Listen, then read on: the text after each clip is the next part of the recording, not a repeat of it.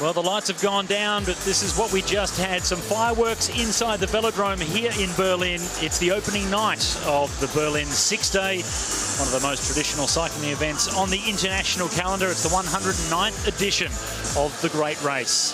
And what a fantastic way to start things off with a bit of fireworks. Bit of smoke filling the arena as well. Of course, Berlin, part of the International Six-Day Series. It kicked off back in October in London. And we've made our way across here to Berlin, one of the most traditional of the six-day events. We'll be off to Manchester after this in March, before we finish things off with the Six-Day Series final in Brisbane, down under in April.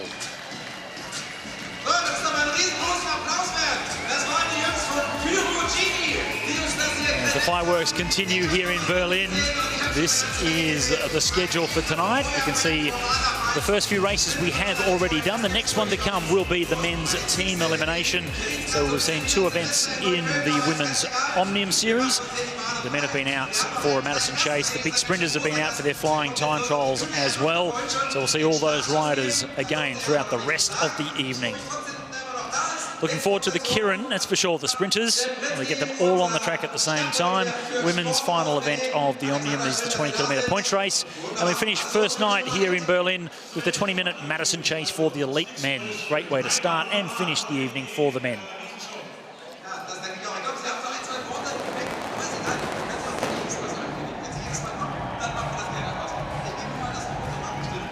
Indoor fireworks to kick things off here in Berlin.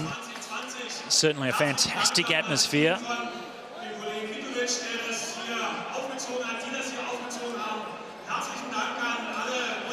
Middle of the track, middle of the arena here in Berlin.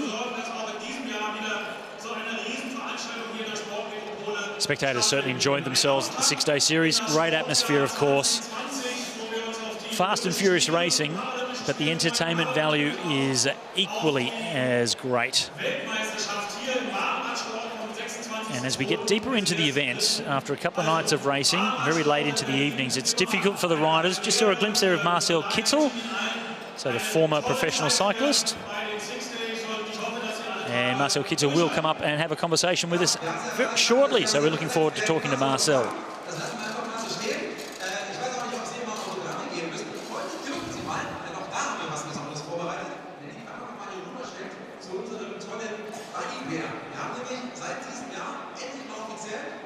Andreas Müller, yep, the boy from Berlin, and here we are in Berlin for another 6 days. How many Berlin 6 days is this for you?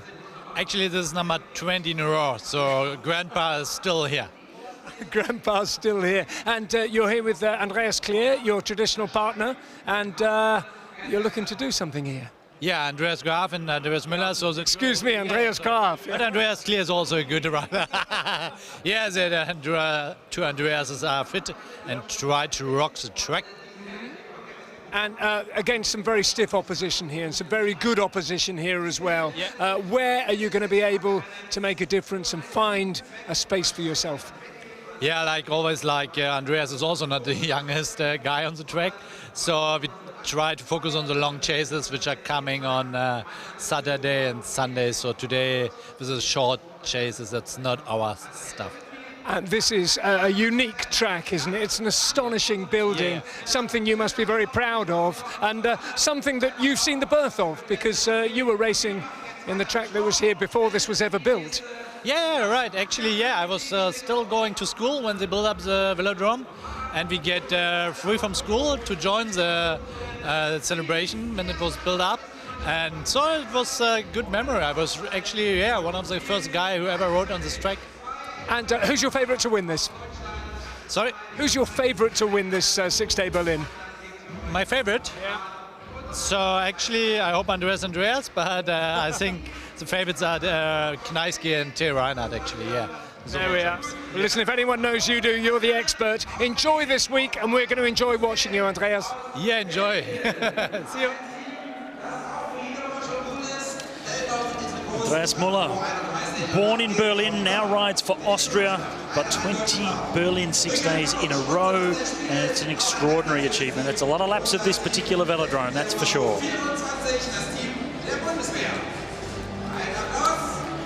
So we can have the elite men's presentation. So the riders being presented right now. This is team number 24, Richard Banusch and Sebastian Schmeidel. Team from Denmark. This is a young combination, team 23. Arnie Berkamose and Anders Finbo. Rich history of cycling in Denmark. And from the Czech Republic, Denis Rugovac and Ludek Lichnowsky. So Lichnowsky, the first rider off in the red colours, and it's Rugovac in the black. And we just spoke to Andreas. This is the two Andreases. Andreas Glaff on the left, Andreas Muller on the right. 20 Berlin 6 days in a row. I wish them all the very best. Irish combination, team 14, JB Murphy in the black, and it's Mark Potts in the red on the left. Relatively inexperienced combination, but they'll be doing their best to keep themselves up in the pointy end. Matt Bostock and Andy Tennant from Great Britain, team 13.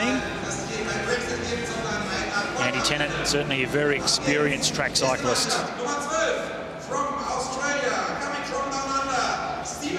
Team 13, the next to come. The Aussie combination of Josh Harrison on the left and Stephen Hall from Western Australia on the right-hand side.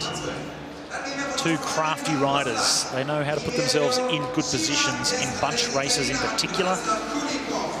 And a Russian-Italian combination for team number 11. It's Emilio Cima in the black colours and Vladislav Kulikov in the red colours, the taller of the two. Both young riders. Finished third in the Open and Madison Chase. Another young team from Poland, Bartosz Rydik and Damian Slovak.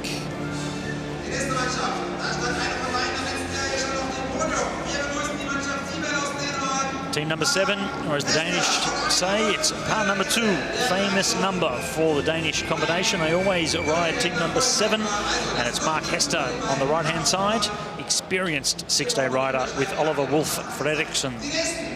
We saw him win the Derny race, the opening race of the Dernies here, and a star of the future, the young 19-year-old. German combination for team number 4, Henning Bommel and Kirsten Thiele. Bommel in the black colours. He was very strong at the opening round in London, Bommel. And the first of the real big favourite teams, you could say, team number 3, Belgian and Dutch combination, Wim Strottinger on the left and Marino de Pauw on the right-hand side. Two very experienced 6-day riders. They will fight right to the very end. Team number 2, Stephen Bradbury and Chris Latham. So Latham on the right, Bradbury on the left, team from Great Britain. And perhaps team number 1 is the absolute favourites on paper. Current World Madison champion riding with the former World Madison champion. It's Taya Reinhardt, number 1 in the red, and Morgan Kneski from France. He's on the right-hand side.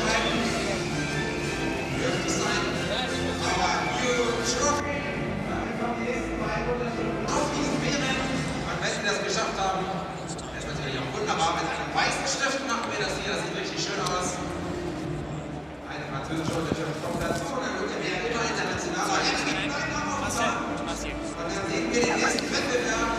Erst Durchgang. So Morgan Kneski signing on there, riding with Taya Reinhardt. So Morgan is a former Madison World Champion, has the rainbow stripes, but horizontal because he's not the current Madison World Champion. And you can see his partner with the traditional stripes around the chest as the current World Champion.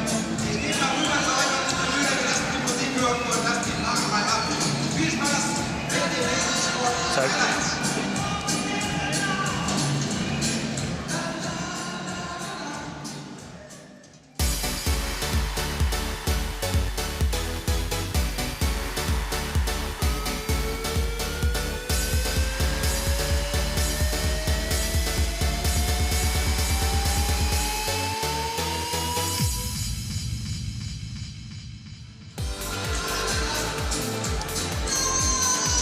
Traditional homes of six-day cycling. It's the 109th edition of the Berlin Six-Day. It's part of the International Six-Day Series. And Berlin knows all about six-day racing. We've had so much incredible racing so far. London, well, it was the Italian combination of Consoni and Viviani that came away with the win. But this is the second in the six-day series here in Berlin, perhaps the most traditional of the current six-day format. So many years of history raced. We'll see the sprinters as well. Max Levy is already raced today with the fastest flying lap time trial. And the next race on the program will be these riders, the elite male riders in the Madison Chase. What's on the cards? The next race is the team elimination. We've had several races already. We kicked it off with the women's Omnium scratch race to start with, ahead of the first of the Madison Chases for the elite men. The sprinters, as I mentioned, flying lap time trial, that was taken out by the local Max Levy. But it's the next race that's coming up, which is the men's team elimination, which will be very interesting to see. It's one of the more difficult, challenging races of the six-day series. We'll see the sprinters come out again for the sprint finals after their qualifying flying lap. The women's Omnium continues with the third of the disciplines, the elimination race. Again, another very challenging event. Points race for the men, the second of the Derny heats as well. I've already had one of those Derny heats. Sprinters with their Kirin, all the big sprinters on the track at the same time. And then the final discipline within the women's Omnium race, the 20-kilometre points race. And then we finish things off on the first night here in Berlin with the 20-minute Madison Chase for the elite men. We can have a look at the first few races that we did have earlier tonight. The first Madison Chase. And two teams were on the lead lap as they came to the final sprint. Team number 11 picked up the final sprint, but the race was between these two, Team 3 and Team 15, and it was a dodgy one at the end to take the high road around the outside, but Wim Strottinger got over the top of Andreas Muller, and that was enough for Team 3 in Strottinger and Marino de Paul to win the first of the opening chases. The first Derny heat, Teo Reinhardt, the local from Berlin, the world champion. It looked as if he was going to come away with the win in the Derny race, but the young 19-year-old from Denmark, Oliver Wolf, he fought back on the inside. He's an incredibly fast youngster, and he's going to be a star of the 6 days in the future. Wolf took out the opening Derny ahead of Teo Reinhardt. In the overall standings, Strottinger and de Paul, they lead the way. On the same lap, though, was Graf and Muller, and then leading the rest one lap behind. Hester after winning the Derny with Oliver Wolf. So this is the team elimination. Next race on the calendar. Last team across the lap, across the finish line. Every 3 laps is taken out of the race. And you can still see some of the smoke in the arena after the opening ceremony and the fireworks that we had. So smoky conditions for them, and we heard the bell. So the first of the eliminations are to come. This is the one race that you don't focus on the front, you focus on the back. And it's the Irish team that missed the change. So it looks as if the Irish will be the first team to be eliminated. So they really messed up the change. And it's the Irish team, Team 14, that should be the first team to be eliminated. They have confirmed that. So Team 14, no surprise there. We did see them miss a change down the end.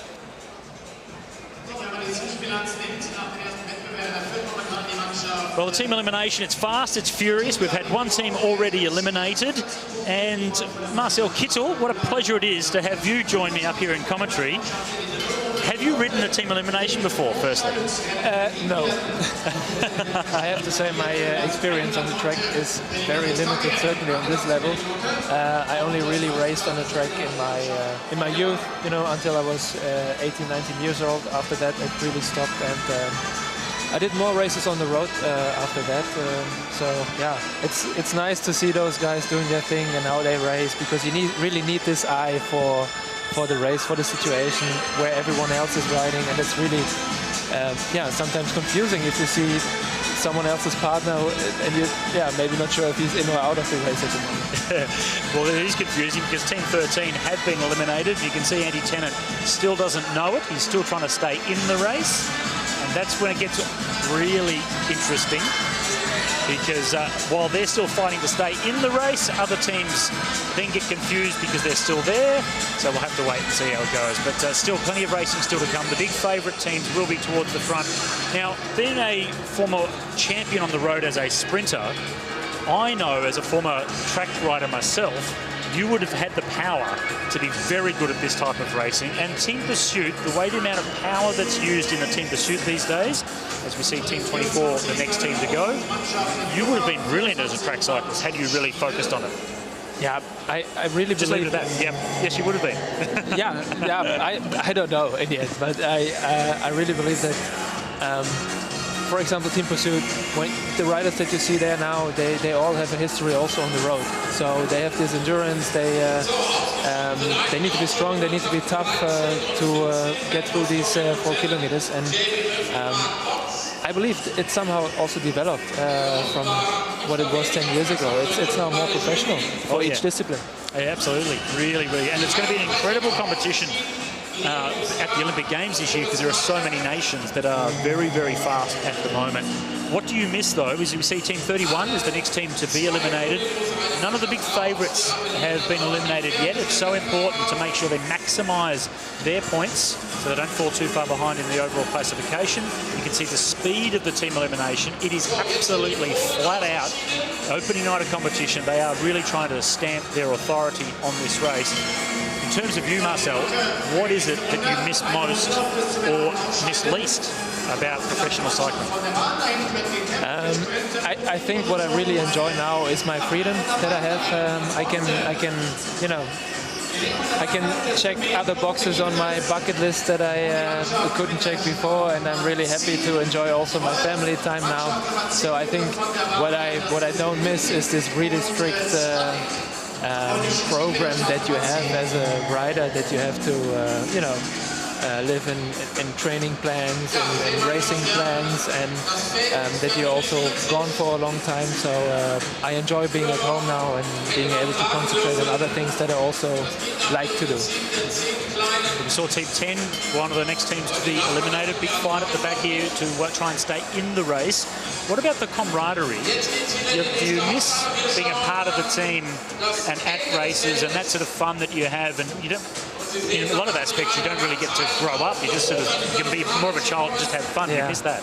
Yeah, you know what I like to remember most from my whole career as a cyclist, not only as a professional, but that were the years when I started racing, when I started riding my bike, being out there with the guys and having fun in the bus towards the race and doing the race and going home again, making jokes, playing cards, sleeping in bad hotels, but still enjoying ourselves. I mean, that's what the sport is all about. And when you get to the professionals, it can be like this, but it also is more of a job sometimes. And these relaxed moments are really what are making the difference, when it comes to being a professional athlete. Oh, look, absolutely. Look, we see another elimination lap. It looks like Team 23 struggling at the back. And I think they've realised that they will be the next team to go, so they need to save their energy for the next races to come. I look at you, and also on Direct Ride, so Marcel Kittel, on Direct Ride, John Degenkolb perhaps as well, as 3 riders that really did resurrect German cycling. You were part of a new generation of German riders that did help build it back up again. And I think German cycling is looking very healthy again and has a very good future now. And that's something that you can really be proud of. Yeah, I'm proud of what we achieved as German riders in the last 8, 9, 10 years. I think that's certainly something that was important for our sport at home in Germany.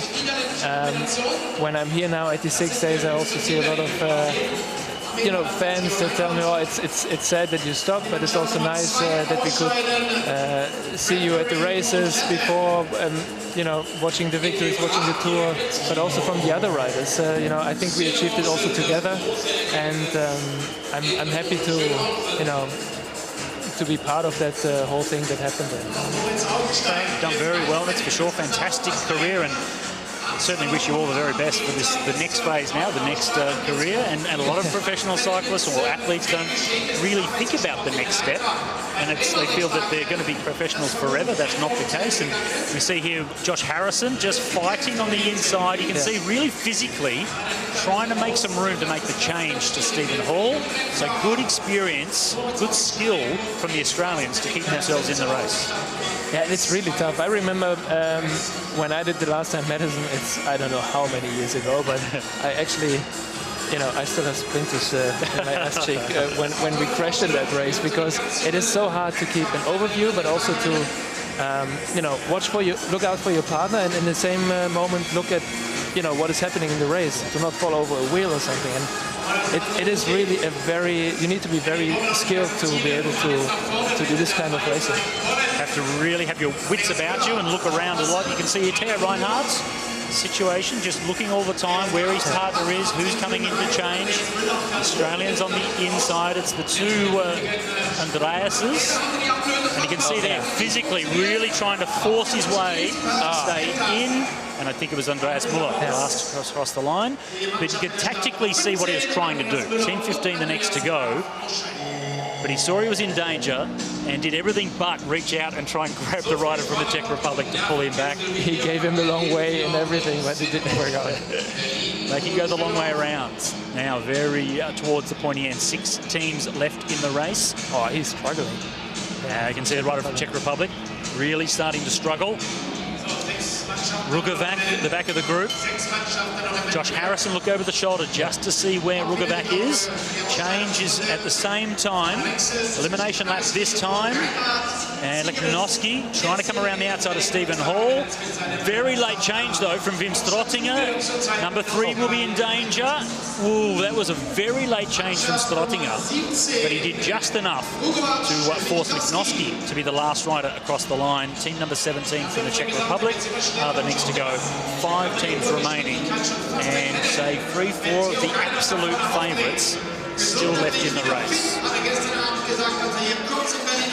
Do you enjoy coming back to sporting events, to cycling events? Oh, sure. And, it was one of my dreams to be at the Sixdays. I've never been at the Sixdays before. And I've only heard, the stories about it. I've just right behind us, there is Marcel Barth sitting. He's, a German legend here on the track in Berlin. It's really cool to be here, to enjoy the atmosphere, to also, see some people from, my old life sort of from cycling. The old guys from the past, that's for sure. So Team 12 the next to go. They did very well to stay in for these next extra couple of eliminations with Josh Harrison and Stephen Hall, the Aussies. 4 teams remaining now. And 4 of the absolute favourite squads. So Theo Reinhardt, 2-time World Madison champion, 3-time World Madison champion is his partner, Morgan Kneski. Team number 4, Henning Bommel and Kirsten Thiele. Mark Hester, the experienced Dane, in 3rd position. Here comes Bommel. Henning Bommel comes in into 2nd position. Mark Hester on the outside. And it's Wim Strottinger just trying to eye up the wheel there of Henning Bommel. So Strottinger around the outside. Has he got enough? He certainly does. So Henning Bommel, the next to go. You can see pushing through on the inside. No brakes on these bikes, so we have to just push on the backside there of Mark Hester just to try and slow down. And then there's 3. Team 1, Team 3 and Team 7. And it's Morgan Kneski, 3-time Madison World Champion on the front. Marino de Pauw from Belgium. He gets slung in. Oliver Wolf, the 19-year-old, he won the opening Journey heat tonight. So lots of experience and a very young, fast Dane on the inside now. So over to the outside, Marino de Pauw comfortably going to the front position. Morgan Kneski from France in 2nd position. And it's team number 7. They will finish 3rd in the team elimination. Par number 2, team number 7, Oliver Wolf and Mark Hester eliminated. Now it's down to 2. 1 more sprint for the winner of the team elimination. Wim Strottinger and Theo Reinhardt.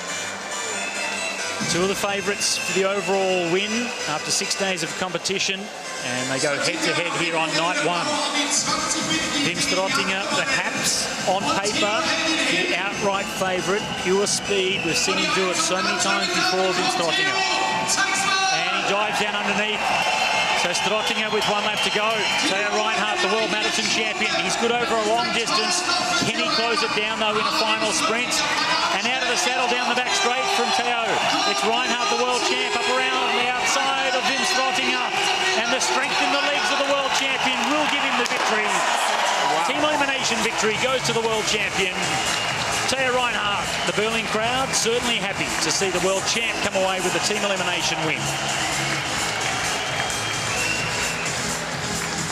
Nicely done. A very good sprint. I thought at this point it was Wim Strottinger that had done just enough. He's very fast. Powerful legs of the rider from the Netherlands. But just the extra strength of Reinhardt, the World Madison champion. You can see it out of the saddle down the back straight. Needed to get up around the outside of Wim Strottinger into the final bends. Doesn't want to get hung up on the outside. Also a little bit of shoulder action into Strottinger. And the extra speed down the finishing straights. So team number one win the team elimination on the opening night here in Berlin at the Sixday. Theo Reinhardt and Morgan Kneski get the win over Wim Strottinger and Marino de Pauw. So that's a good confidence booster as well. So I am joining commentary now with Marcel Kittel, the former professional cyclist, we can say now, but a superstar of global cycling. It's a real grudge match, a race like that, really to force each other, just to really show who's the best. Yeah, I mean, those guys, they only race now for the first night, but you can really also make a mental difference now if you win a final like this, because clearly Theo is one of the favorites and Strottinger as well. And if you have already now a little advantage, even if it's only mental, that will help you for the other nights as well. So yeah. Psychological battle. I'm also happy that the German won. Of course, I hope so. Yeah, but you also then rode with a Dutch team for a long time as well, so you have a connection with the Dutch. You have so many Dutch friends. Yeah, certainly. No, it's for sure still a long way to the overall win here. Yeah, absolutely. Well, it is a good psychological battle, but in the end you have to do it with the legs, and it was Theo Reinhardt, the World Madison champion, that did just enough. So the former Madison World Champ with the current Madison World Champion, you can see exactly how happy they are to come away with the win, both physically and psychologically over the main competition. It's going to be a big battle between those teams, I think, for the rest of the 6 days. 100%. I think the same, yeah. And they all have so much advantage, experience, and I think the experience is going to be an advantage also. When you look to the younger riders, they will have a hard time to keep up with those guys that know how to race here, how to how to use your energy over 6 nights, and that will give you an advantage as well. You mentioned before we look at the presentation, the winners, the team elimination, the guys that come away on top. Dieter Stein, the director of the Sixday here on the right-hand side. He was the director of this event when I raced the Sixday a very long time ago. So he's been around a long time, very experienced, Dieter Stein, with Morgan and Theo. Talk about being a former professional cyclist, not having to do it as a job anymore, but you still ride. You do it for fun. Yeah. I still ride. I love riding my bike, and I really enjoy it because it's still this feeling of freedom that I get riding my bike. You know, I can now, when I have a busy day, I can really get rid of all the other sort of worries, and I can only focus on myself and enjoy myself and enjoy riding the bike, and that is really like a small, let's say, holiday on a bicycle where you can just recover from all the other stuff that that kept you busy.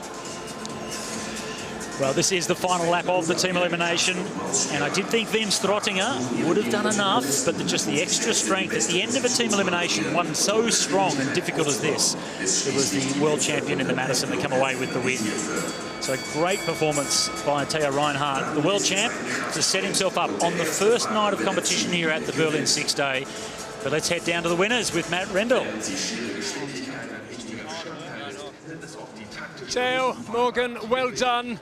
Theo, big celebrations at the end there, and I guess that's a sign that you've won a real hard race. Yeah, it's a little sign. We have one more chase tonight, but it was a good feeling now to win the elimination. It was a really hard race, it was very fast.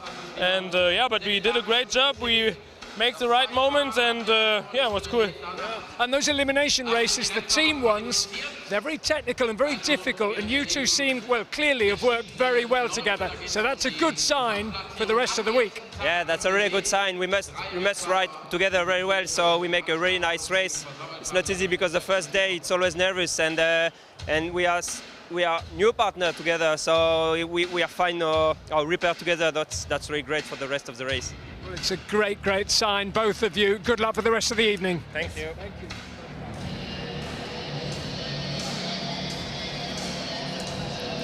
Great way to start for the guys in the rainbow jerseys.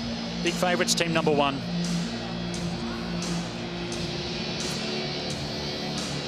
Next event on the program is the sprint races. Let's go back at the fastest man on the track. He's from Berlin. He knows these boards very well. And Maximilian Levy was the fastest over 1 lap of the track, 250 metres. He was very happy with the speed that he had on the opening night. He does get faster each night. And 12.58 seconds. That was the fastest of the individual sprinters. The climb in green we saw there, that was the time of the tandem that came out and raced as well. So the tandem a little bit faster. So a 3-up sprint to get things underway. We'll see Max Levy up against Thomas Babek from the Czech Republic in the final of the third of these. 7 riders in the sprint competition. So a 3-up's always very different. A lot more interesting than the 2-up sprints.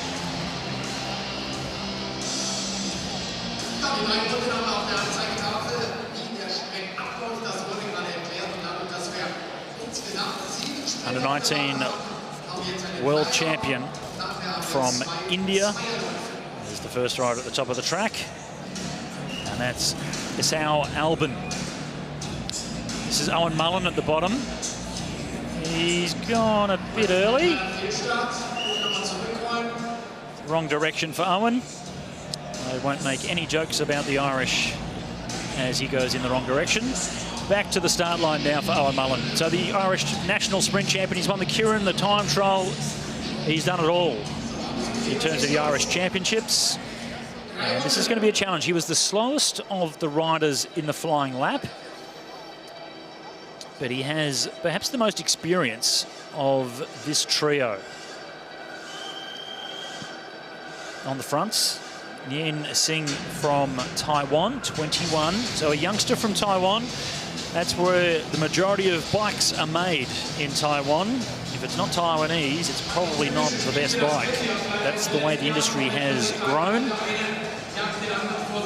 Albin, 18-year-old from India, former junior world champion, first Indian to win a championship world medal.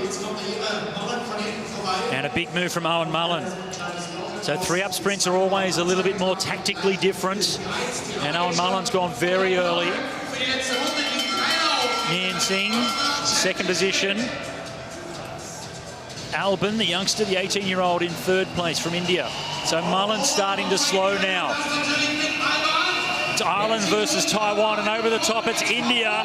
Albin from India, the young 18-year-old. And you can see he looks like a sprinter, very comfortable on the bike. And what a great victory for him.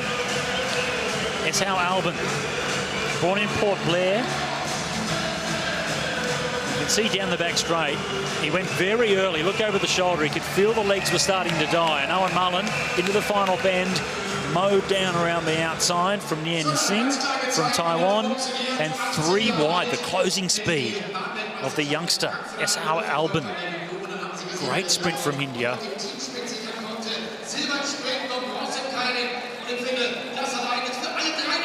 The World Championships for the under-19s in Frankfurt last year. He won the team sprint. He was second in the sprint and third in the Kirin. So great to see a rider from India, a non-traditional cycling nation, have a rider that shows incredible potential at this level of sprinting. Such a powerfully built rider for an 18-year-old.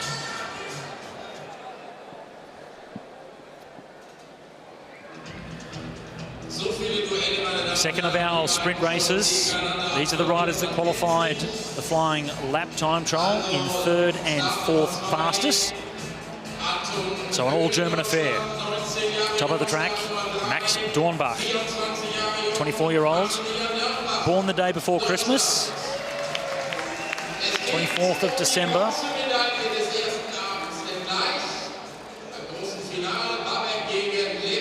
And he's up against his compatriot, a youngster from Cottbus, just down the road here from Berlin, 19-year-old Anton Höhne. So Anton, he's the current under-23 European kilometre time trial champion. He's up against Max Dornbach. Max has won the national elite sprint championships for the last 2 seasons. So a very accomplished sprinter, Dornbach. Höhne at the bottom of the track, Dornbach at the top.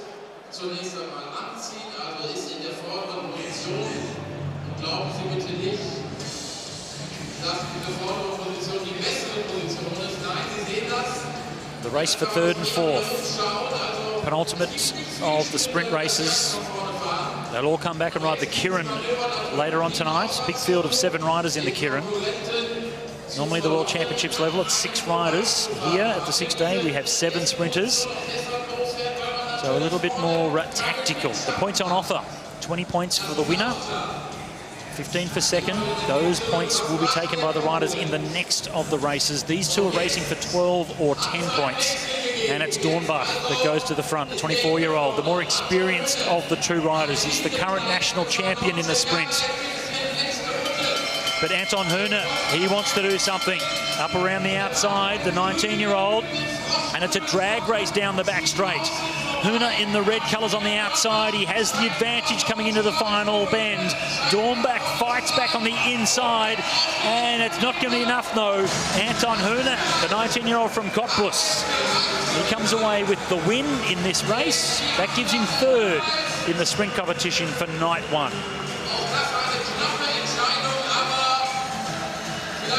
So very well-timed final lap. You can see Dornbach on the inside trying to get back underneath. He has a shorter run on the inside through the final bend, but Höhne, with the extra height, has more elevation coming into the home straight, so it's slightly more downhill for him to the line, and that gave him the extra speed to get the win.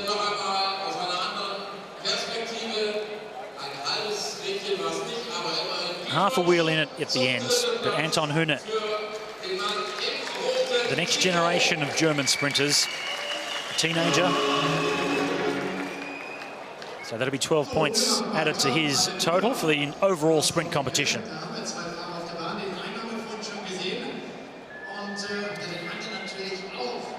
Bottom of the track, number 4, Thomas Barbek from the Czech Republic. He won the sprint competition at the Sixday in Bremen last week. 12.9 in the time trial versus 12.5 from Max Levy on the top of the track.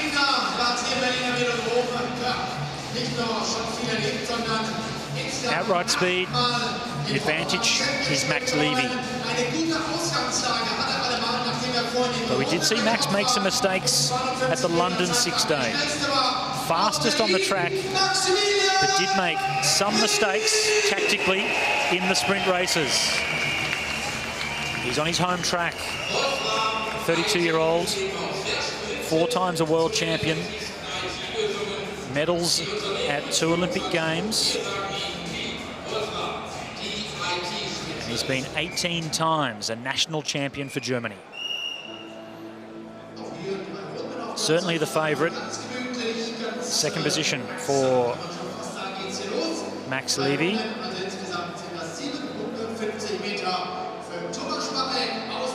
Thomas Barbek, rider on form after the competition last week. So Levy the faster of the 2, but he needs to be tactically brilliant if he's going to get the advantage over the rider from the Czech Republic.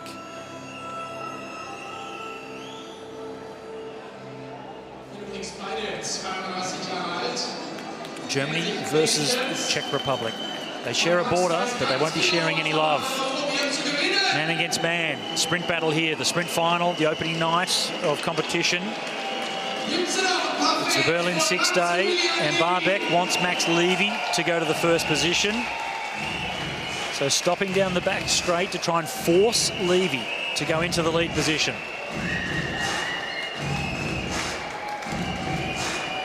Chief Commissaire looking at the watch, touch of shoulders between the two, trying to keep balance. And a little bit of a lean down to the left from Barbeck, and that would put Levy out of balance, and that has forced Max Levy to go to the front. So Barbeck wanted to be in second position. What can he do with it? You can see now really trying to force the pace, trying to force Max Levy to go fast early and waste energy. So the faster rider is in the first position, but he may be using more energy. So Barbeck down the back straight now, and it's Barbeck up around the outside. It's a fight between the two, a real drag race around the final bend. Levy trying to fight back on the inside. The extra elevation for Barbeck is not going to get him there because Max Levy is the quicker of the two. And Max Levy, the faster in the time trial and the faster in the sprint match as well.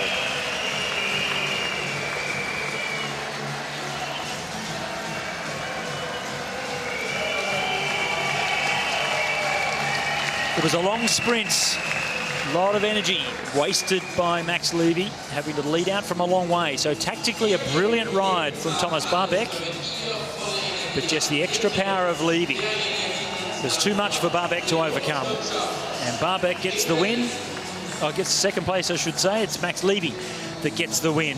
Thomas Barbeck second. So maximum points go to Germany, and the hometown favourite really doing a celebration for the crowd.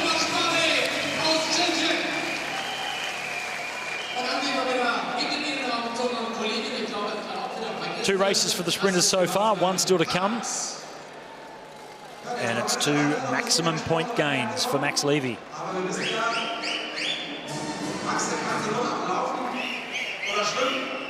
Former world champion in the Kirin, with the Kirin still to come.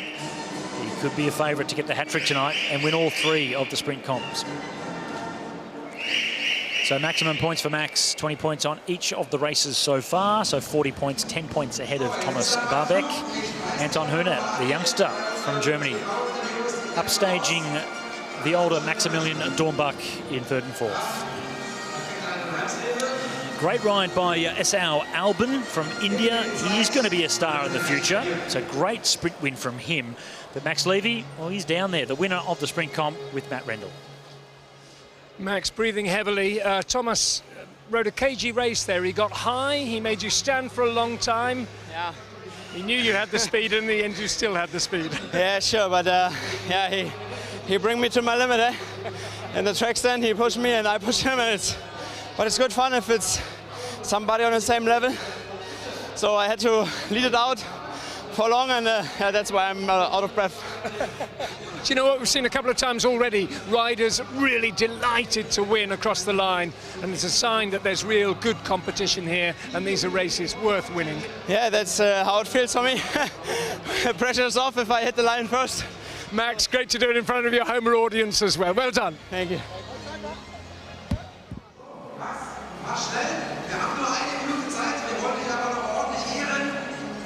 Fest nach einem schnellen Sprint und einem kurzen Interviewmarathon wieder hier bei uns. Ich würde sagen, jetzt zieht mal schnell die Säge hier rum durch und holt uns dazu ein bisschen Hilfe. Der Max schnauft noch wie eine Well, the six-day series kicked off in London, and Katie Archibald was incredibly dominant. Such a strong ride by her in all of the events, team event of course. Great on the track, but a little bit of work to do when it comes to the champagne spraying. And this was the opening scratch race of the women's Omnium. And down the back straight, it was Eleanor Barker that absolutely blasted. But Emily Nelson around the outside was the surprise winner perhaps of the scratch race. So maximum points for a rider that wasn't tipped to be a favourite, but she certainly rode like one. Maximum points to Nelson. Second event they did have was the tempo event. It was tough, it was a bit confusing, but Katie Archibald as she did in London in the opening round, was so strong and dominant. She picked up maximum number of points, and she won the second of the disciplines. The final sprint, though, it was Amy Peters that held on to win the sprint right at the very end, or she just got picked, I should say, from Eleanor Barker.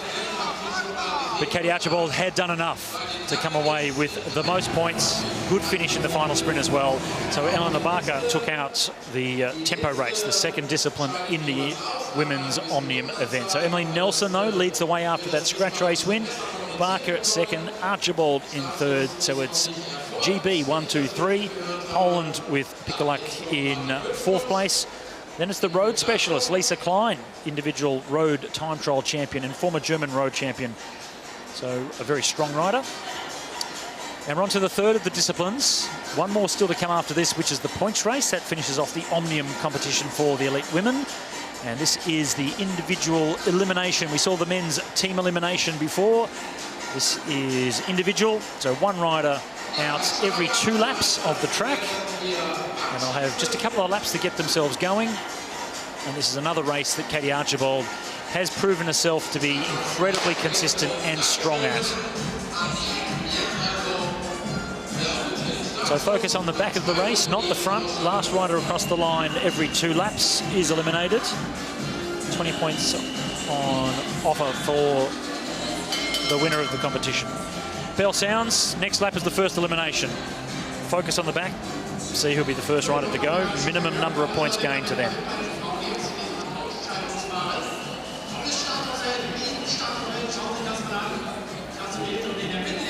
On the outside, it's Sven Holmer, but on the inside, they got through. So it is Tonelda Sven Holmer from Denmark, first rider to go.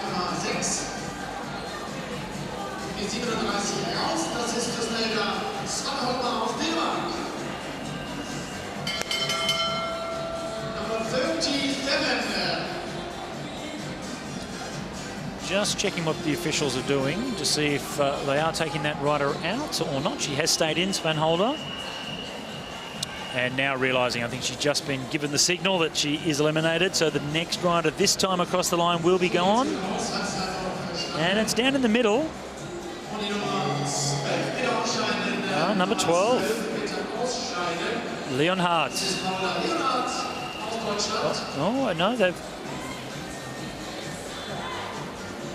Or did they give it to 3? They did. They gave it to Lauren Perry, who must have improved her position underneath on the blue band, which is not allowed. So this is where it can get somewhat confusing. So Lauren Perry is the rider eliminated, but she doesn't think she has been, so she stayed in the race. And Leonhardt has actually already pulled out, the rider that was last across the line. This time, though, it's clear. It is Finja Smickel, 18-year-old from Cologne, the other side of Germany.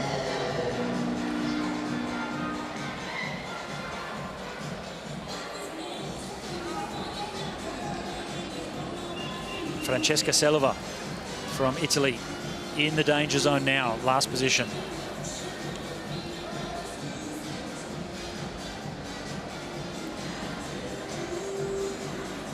Focus on Nicola McDonald.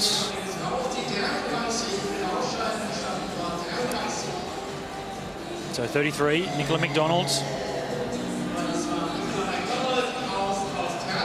Put in a massive effort in the opening scratch race. Almost stole the win with a solo escape. But the effort really did cost her dearly.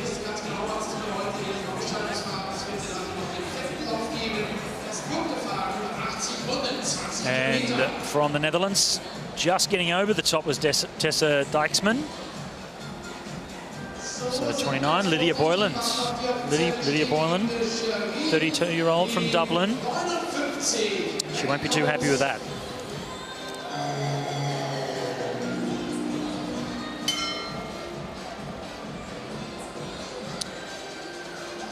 Silver medalist at the points race at the World Championships last year, Boylan. She'll be disappointed with that ride.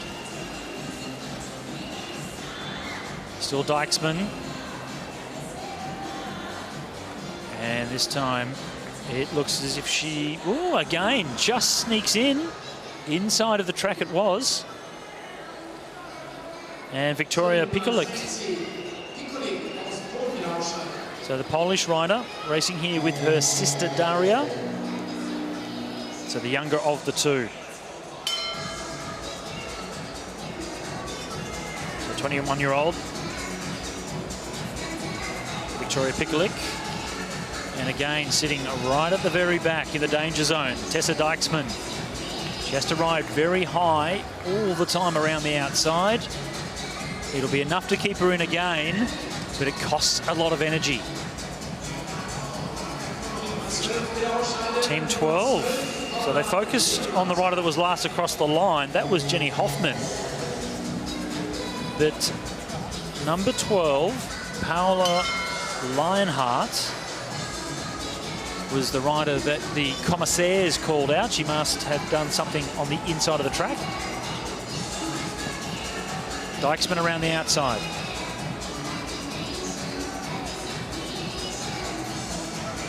You can see the effort that Dijksman has had to put in each time, and it was one effort too many.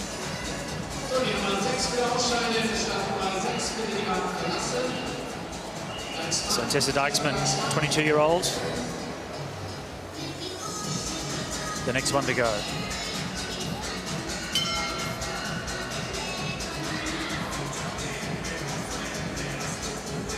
So still a couple of riders that already have been eliminated that have stayed in the race. Communication wasn't able to get through to them, unfortunately. That'll get very complicated as they as we get a bit further down towards the pointy end of this race.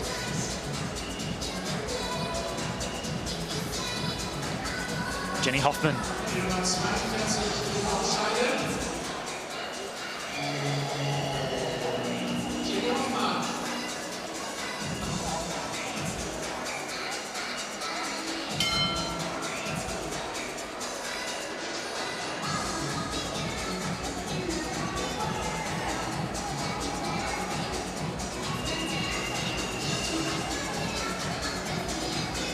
Kirsten Wild in a dangerous position, the world champion.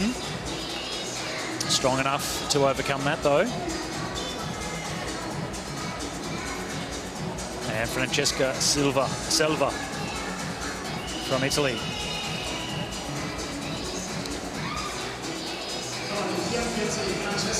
Youngster, 20 years of age. And just a little bit too much for her. She was down the back for most of that.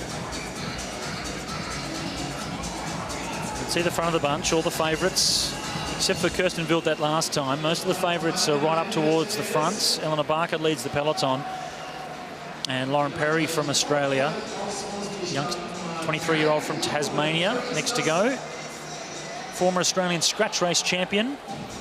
And also former junior world champion in the individual pursuit. Had some time away from the sport a couple of years ago, so still just trying to get herself back into full form and great condition. This will be a great week, good learning experience for Lauren Perry. Marlene de Zoete now has to put in the big effort to come around the outside. Canadian, Coles Lister,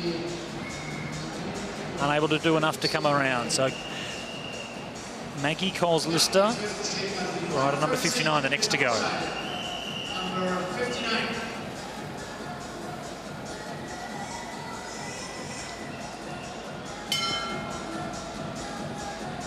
Katie Archibald in last position. Don't expect her to stay there for too long. Manon Lloyd now in the danger zone. So Archibald goes around the outside. You can see the desperation from Lloyd. Out of the saddle, sprinting up around the outside of the group to make sure she stays in. Very wide indeed.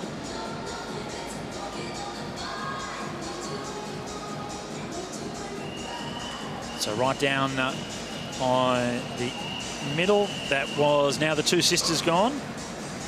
So Daria Pikulik, 23-year-old, her and her sister Victoria, and National Madison champions of Poland. And she hasn't come out yet. So hasn't got the message, unfortunately, Daria.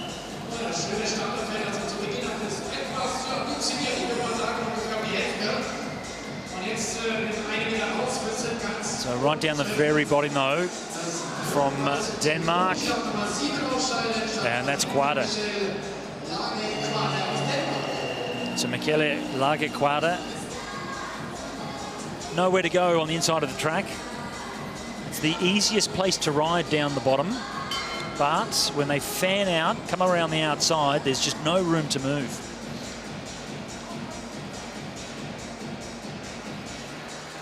De Zutter from the Netherlands, a long way around the outside, perhaps in the danger zone though. Number 46 is Lisa Kolmer. And she pushes herself in. So a little bit above that. 45 it is. So Katharina Heckler.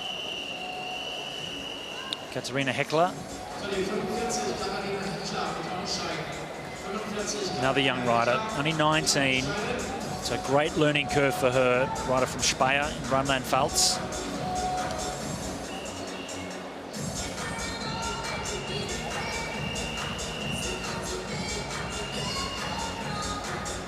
So on the inside, Manon Lloyd.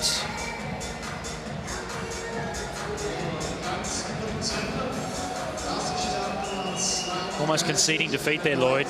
Happy to be eliminated.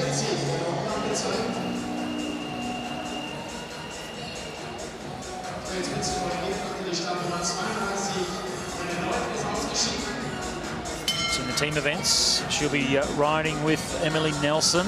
So Manon Lloyd eliminated here though.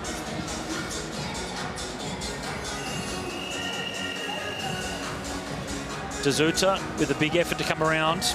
On the inside, perhaps in trouble though, is Lisa Klein. And it is indeed Lisa Klein, the next rider to go. Former German road champion, the current individual time trial champion on the road for Germany. Rides for the Canyon SRAM professional team. And she's gone right around the outside, Klein. So again, another rider that hasn't got the message.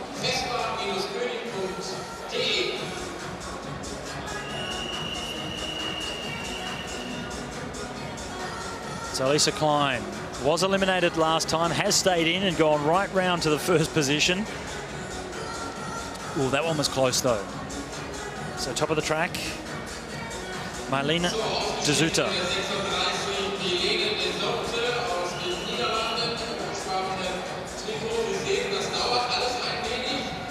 She wasn't sure, but she now knows. So Lisa Klein stays in the race when she should be out, so the communication not getting to Lisa Klein very well. De Zutter, the last rider to go. Elena Barker's still there. Barbieri is still there. So yellow flag. That's because a couple of riders have stayed in the race longer than they have supposed to. So Daria Pikalik, rider number 30 in the light blue colours on the outside. So that's one rider that they're trying to communicate to come out. Also 15 on the inside there, Lisa Klein. So just a moment of pause while they get that communication through to those two riders. So Lisa Klein now getting the message. Now just waiting for Daria Pikalik. And I think now finally you can see the rider in the light blue colours realising that she has been eliminated. So the challenge sometimes of the elimination, the confusion that can come with it.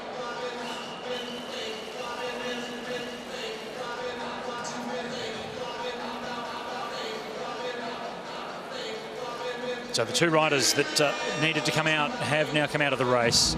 Oh, one more still to come.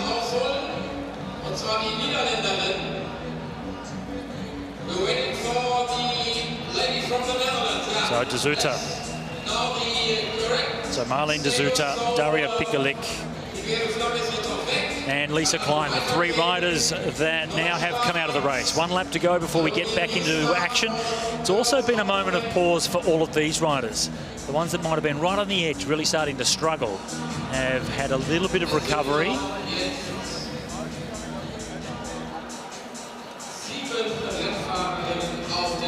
So 7 riders remain, and we're back underway.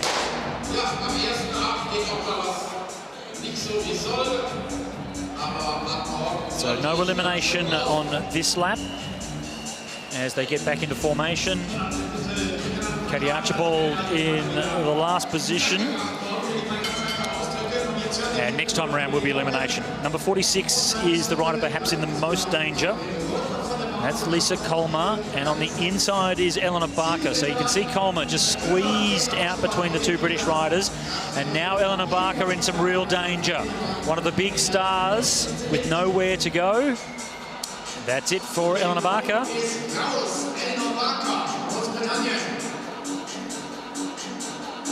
So that is a surprise. Just getting herself caught underneath, and one of the big favourites, Eleanor Barker, now being eliminated.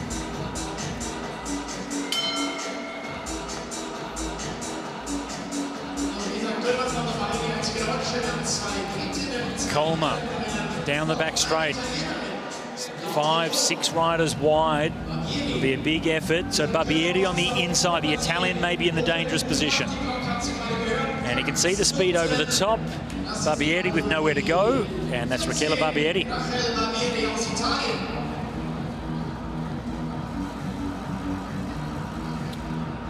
World Scratch Race champion back in 2011. Also on the Scratch Race at the European Championships that year.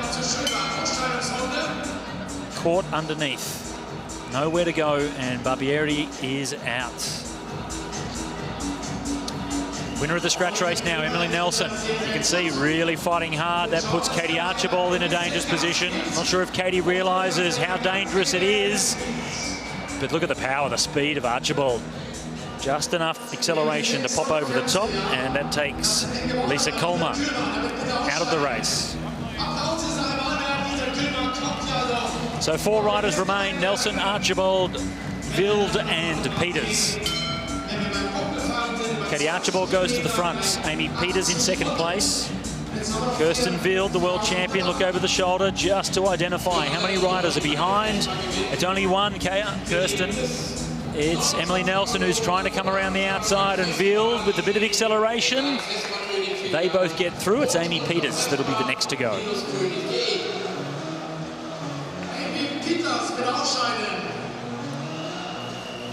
28-year-old, current world Madison champion alongside Kirsten Wild. Wild, the world Omnium champion as well. 2 gold medals at the Worlds for her last year. She has won 6 world championships. And 3 riders remain now. Emily Nelson in the middle. Big move from Katie Archibald around the outside. We saw how difficult it was for Nelson to stay in last time around, and it's not going to be the case this time. So a good tactical ride there by Katie Archibald to eliminate Emily Nelson. And then there were 2. Katie Archibald versus Kirsten Wild, the world Omnium champion, versus someone that's just a champion. And it's Archibald with 1 lap to go. The power of Katie Archibald over the outside of the world champion. And looking at the body language of Kirsten Wild, she's not going to have the legs to come back over the top of Archibald. So the power of Katie Archibald comes to the front again. And it's Katie that wins the elimination ahead of the world champion, Kirsten Wild.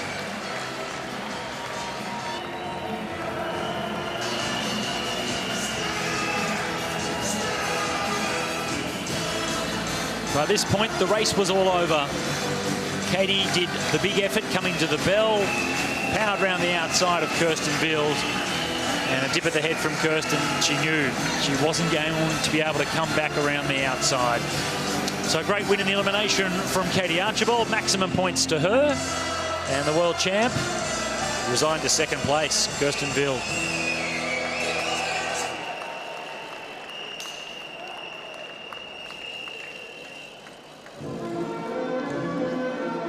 Confirmation, Katie Archibald ahead of Kirsten Wild, Emily Nelson in 3rd place, then Peters, Colmar, Barbieri, Eleanor Barker a bit further down than she would have hoped, D'Souza, Lisa Klein, Madeline Lloyd in 10th place. Once again, so many of the British riders right up in the mix. Big favourites right there, and perhaps Eleanor Barker, the one that was a bit further down than expected. But Fantastic performance once more from Katie Archibald. She is such a strong rider. Katie, you bossed that, and not many people boss Kirsten Wild, but that's what you did. That must feel pretty good. Yeah, we have a lot of fun. I mean, we're racing against each other all the time, and when it matters, I guess that's why Kirsten's in the rainbow stripes. But it's nice to get a chance to play at races like this, and yeah, and put your hands up. And listen, it is such a massive year, isn't it? World Championships here on this track, Olympics going forward too. Where does this slot in? Yeah, so this is a really nice chance for us to get some bunch racing in our legs, a bit of time in position. Like I said earlier, World's in 5 weeks' time, so we're so team pursuit focused. Everything's like this, so yeah, it's, as much as anything, it's about headspace. Well, listen, you're showing some good accelerations as well, so long may it continue. Well done, Katie. Thank you very much.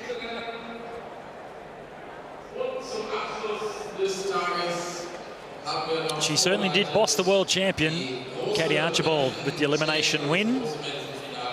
Kirsten doing enough to keep herself up near the front, but it's still Emily Nelson leading overall. So a third in the elimination was enough to keep her in front, but only 4 points now ahead of Katie Archibald. Eleanor Barker, she lost out a little bit there, sits in third place. Kirsten Wild moves up a little bit ahead of Barbieri, Amy Peters, Klein, Pikulik, Dazuta and Lisa Colmar. One more competition in the Omnium to come for the elite women, and that will be the points race a little bit later on, the second last event of the opening night here in Berlin at the Sixday. And it's the usual suspects right up on top. Katie Archibald with the elimination win puts herself within striking distance with only one more discipline to come for the women's Omnium.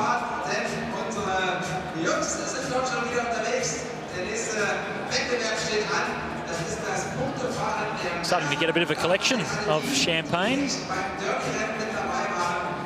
Have to wait to the end of the complete competition, perhaps.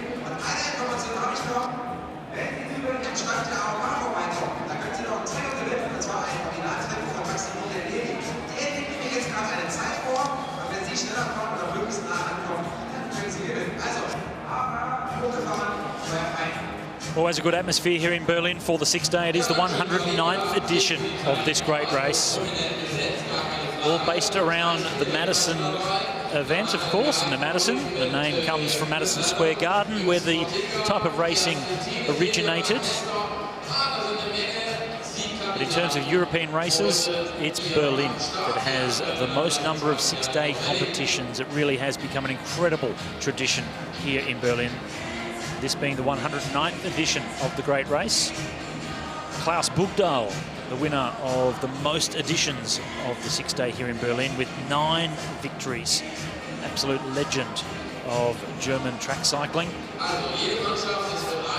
First race held in 1909 here in Berlin, but that was at the old velodrome at the zoo. Had lots of tracks since then, but this really has become the home of racing in Berlin. Such a magnificent complex. See the riders on track. That's for the points race that's coming up next. But just a recap of the overall classifications. Trottinger and De Pauw, they lead the way, but they're on the same lap with Graf and Muller. It's Hester and Wolf. The experience with the youth. Hester, the old man of the track, and it's young Wolf who's riding with him, the young gun. They lead the best of the rest, 1 lap behind in third place. So 1 lap to go it is. It's Josh Harrison that leads them through. And this is the first of the men's points races, so half of the field.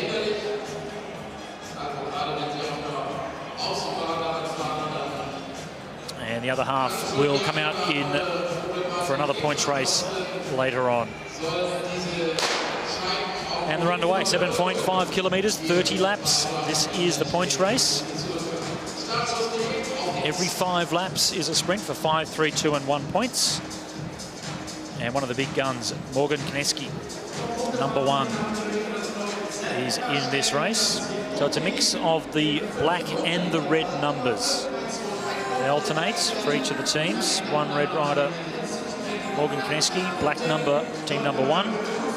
Team #2, Chris Latham, it's the red number.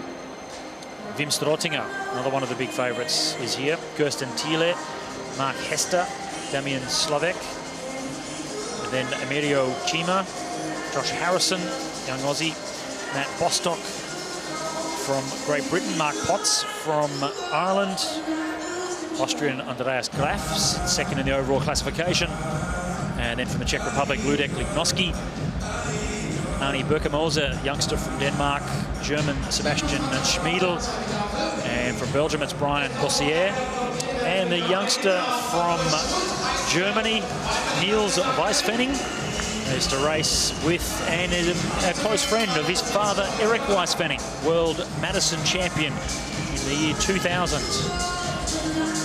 He's also the race director of the Bremen Sixday, Niels Weisfenning's father.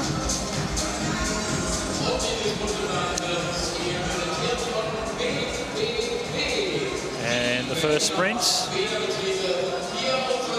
will be Josh Harrison. So Josh Harrison comes through from Australia.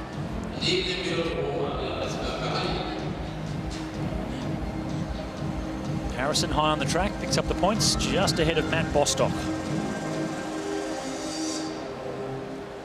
And it could have been Andreas Graf perhaps with the 2 points for third.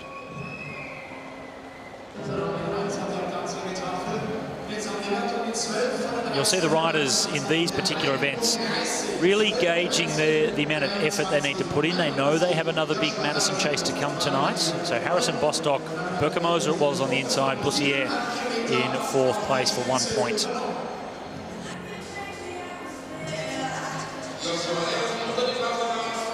So there's still plenty of racing to come. Some of the riders will just judge the effort they need to put in.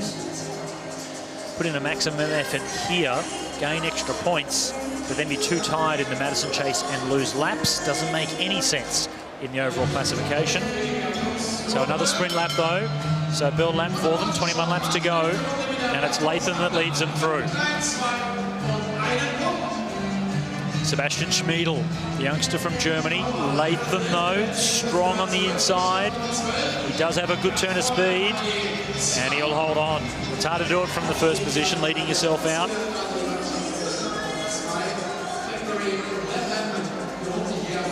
So Chris Latham picks up the 5 points ahead of Schmiedel. Kirsten Thiele, number 4 from Germany, third place across the line, so 2 points for him. Maximum points though for Latham, 5 for first. Schmiedel, 3 points for second. Thiele, 2 points for third, and then Chima, 1 point for fourth place. 18 laps to go, and it's the 7.5 kilometre points race.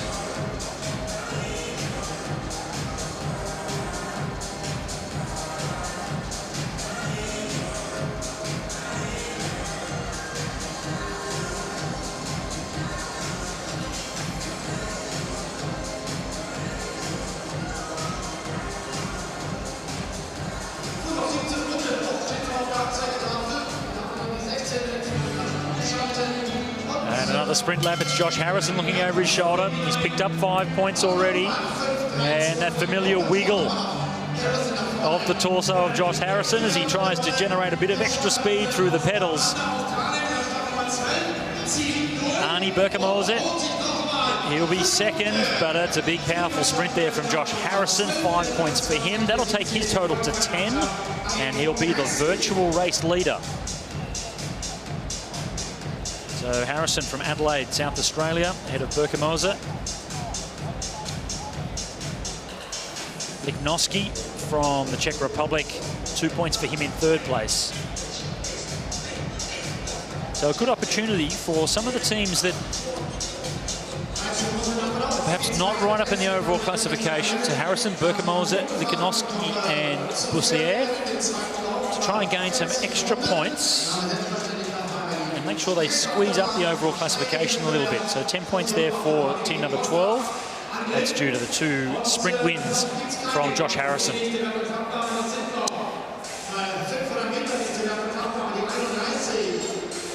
So Bossier now. Brian Bossier on the move. He'll come around and get another sprint lap, so it's 11 laps to go. He's got a big enough gap to guarantee he picks up the 5 points. the peloton sprints though for seconds. No doubt they'll close. You can see the base has backed off though. So Brian just doing enough to make sure he picks up the 5. And across the line in second should be Matt Bostock. So Brian Bussier with the 5 points. Bostock picks up 3.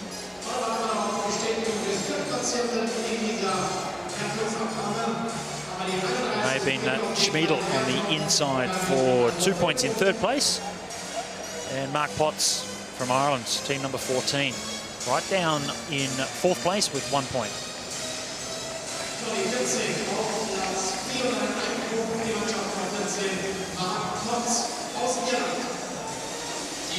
Still hanging out in front, so the peloton eased off after that sprint, so that's allowed the gap to remain open. So Bussier, Bostock, Niels Weisfenninger was on the inside in third, then Mark Potts from Ireland with 1 point. So 7 laps to go, getting close to another sprint. And the Belgian trying to hold on. Josh Harrison not wanting to do too much of a turn to try and close things down. And another sprint up for grabs. Can he hold on? The pace is very different between the rider in front and the peloton that's now starting to pick it up. He's going to have to put in a real little acceleration if he wants to try and hold on to the 5 points here. Lignoski it is that's coming. He's going to come over the top, and it's been a big effort from Bussier, and he'll come away with nothing for his effort. Lignoski with the 5. First 4 riders picking up points, remember. So Lignoski comes across. Thiele in second. Latham perhaps in third. And it could have been Weisfenning perhaps in there for fourth. Bradbury in third, Schmeidel in fourth place. So Lignoski with enough ahead of Thiele. And the one with the most tired legs there would have been Brian Bussier. Put in a big effort and came away with no points for it.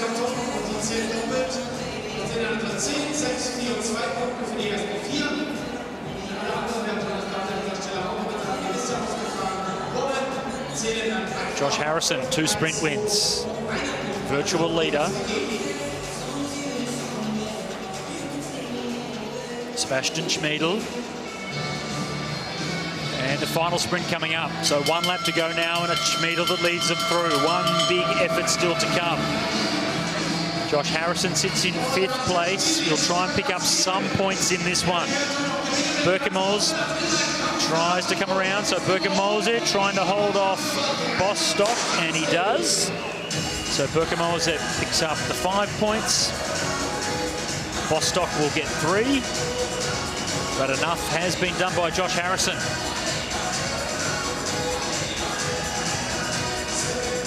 And we saw Josh at the 6 day in London. We see the sprint here for the win of the final sprint, but it was Harrison that came across the line in 5th place that had done enough earlier throughout the points race to come away with the overall win.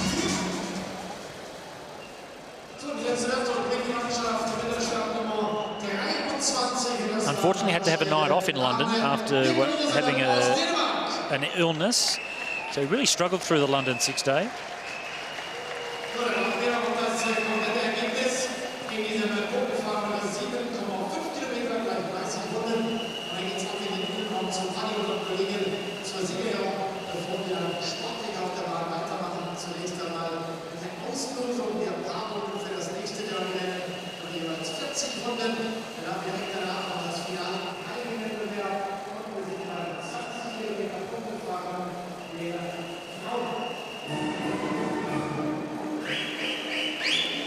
Well, Josh Harrison on the last lap, he was 5th across the line, but he picked up 2 sprint wins earlier on in the points race.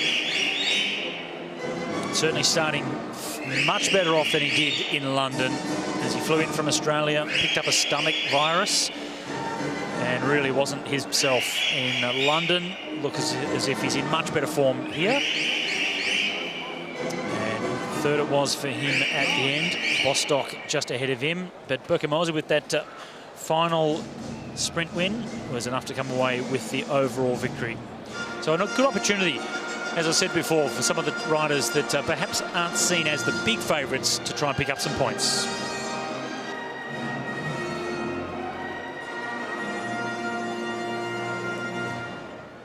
Anna, well done. A very tricky and tactical race, but you came through and won that. Yeah, thanks. It was very, like I said, tactical. I thought I'd try to not go too hard in the first couple of sprints and then put everything on the last sprint. I thought it was going to be too close, but sometimes things pan out as you want them to. So. They do, and you're riding against some very, very good riders out there. How is it to mix it with these big guys? It's definitely a great experience to finally be riding with the big boys. It's something new. I've been doing that on Train 3 races for a long time, so it's so sweet actually being here now. So Anna, it's great to see you do this. Well done. Yeah, thanks.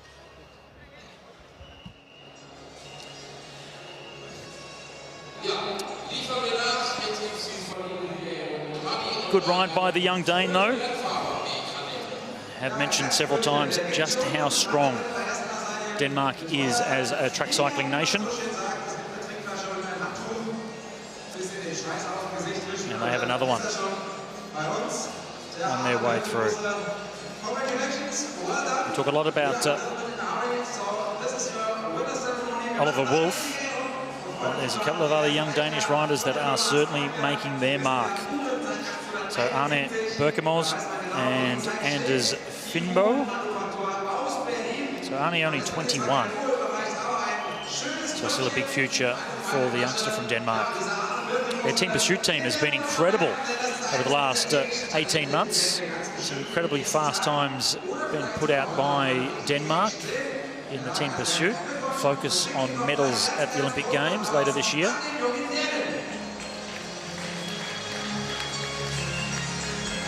Copenhagen 6 days, certainly a strong traditional event as well.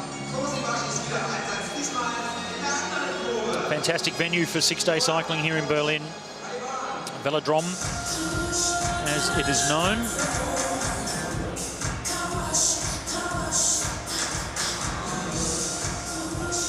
And this was the sprint that took the victory to Denmark. 21-year-old, number 23 on the outside.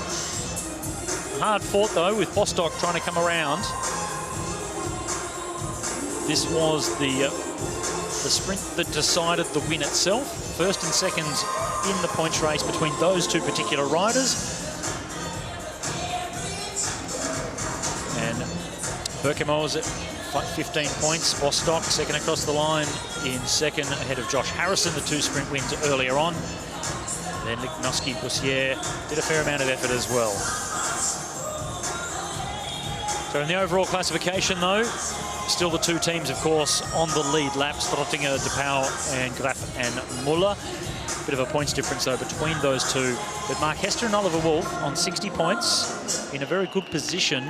Even though they are 1 lap behind, they are leading the best of the rest. And team number 1, the world champs, sitting in 4th place. Fair amount of work to do though for the team down in 16th place from Poland. So the second Derny heat is about to get underway. So we do the Derny draw as we saw earlier tonight. And Stephen Bradbury has scored Christian Dagnoni, the Italian Derny pace rider. Fantastic helmet, you can see the decals on the helmet. Henning Bommel is the next rider to draw. And he will be paced by Peter Boyerlein. So Peter Boyerlein, one of the more experienced of the Derny pacers. Bartosz Rydik, the young rider from Poland. Paced by 5, and it's Andre de Ruyt.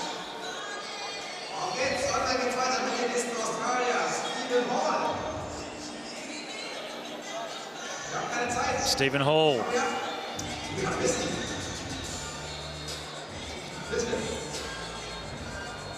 Trying to find the button. It's the big red one there, Steve. That's the one. There we go. Hasn't played too many video games, I don't think, Stephen Hall. Button has been pushed. And he'll be getting paced by René Koss.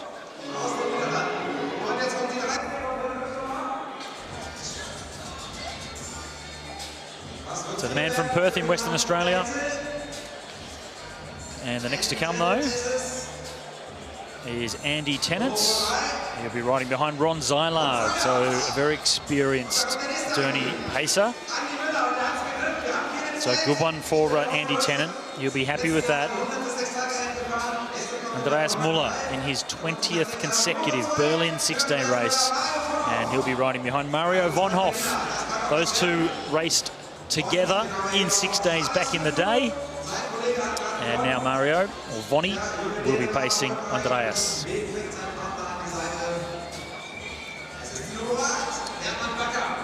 So Herman Bakker will be pacing Anders Finbo.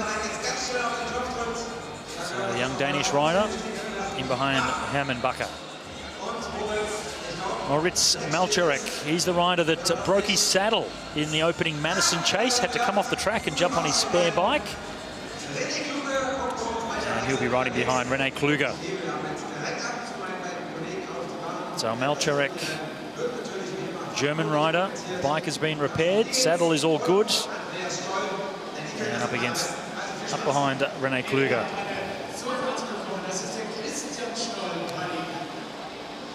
So the draw has been done. This is the second of the Derny heats for the opening night here at the 6-day. Bradbury, Bommel, Riddick, Hall, Tennant, Muller, Finbo and Malcherek. Very international field. You can see on the right-hand side there, they are the Derny riders. Dagnoni, Bauerlein, De Reet, Koss, Zylard, von Hoff, Bakker and Kluger. Peter Beuerlein, he's a rider I was following so many times in my time as a six-day rider. Mario von Hoff, I raced here as a partner in the actual six-day race in Berlin. This is his home track. Unfortunately for him, that particular edition, I fell ill and had to pull out of the race. So very disappointing for the local rider in Mario von Hoff that I was unable to continue.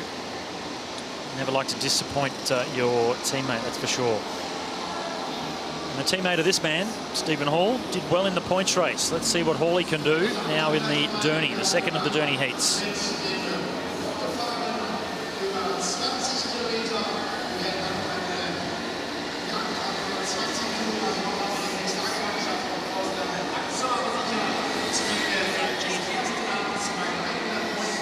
Andreas Muller now coming up to position.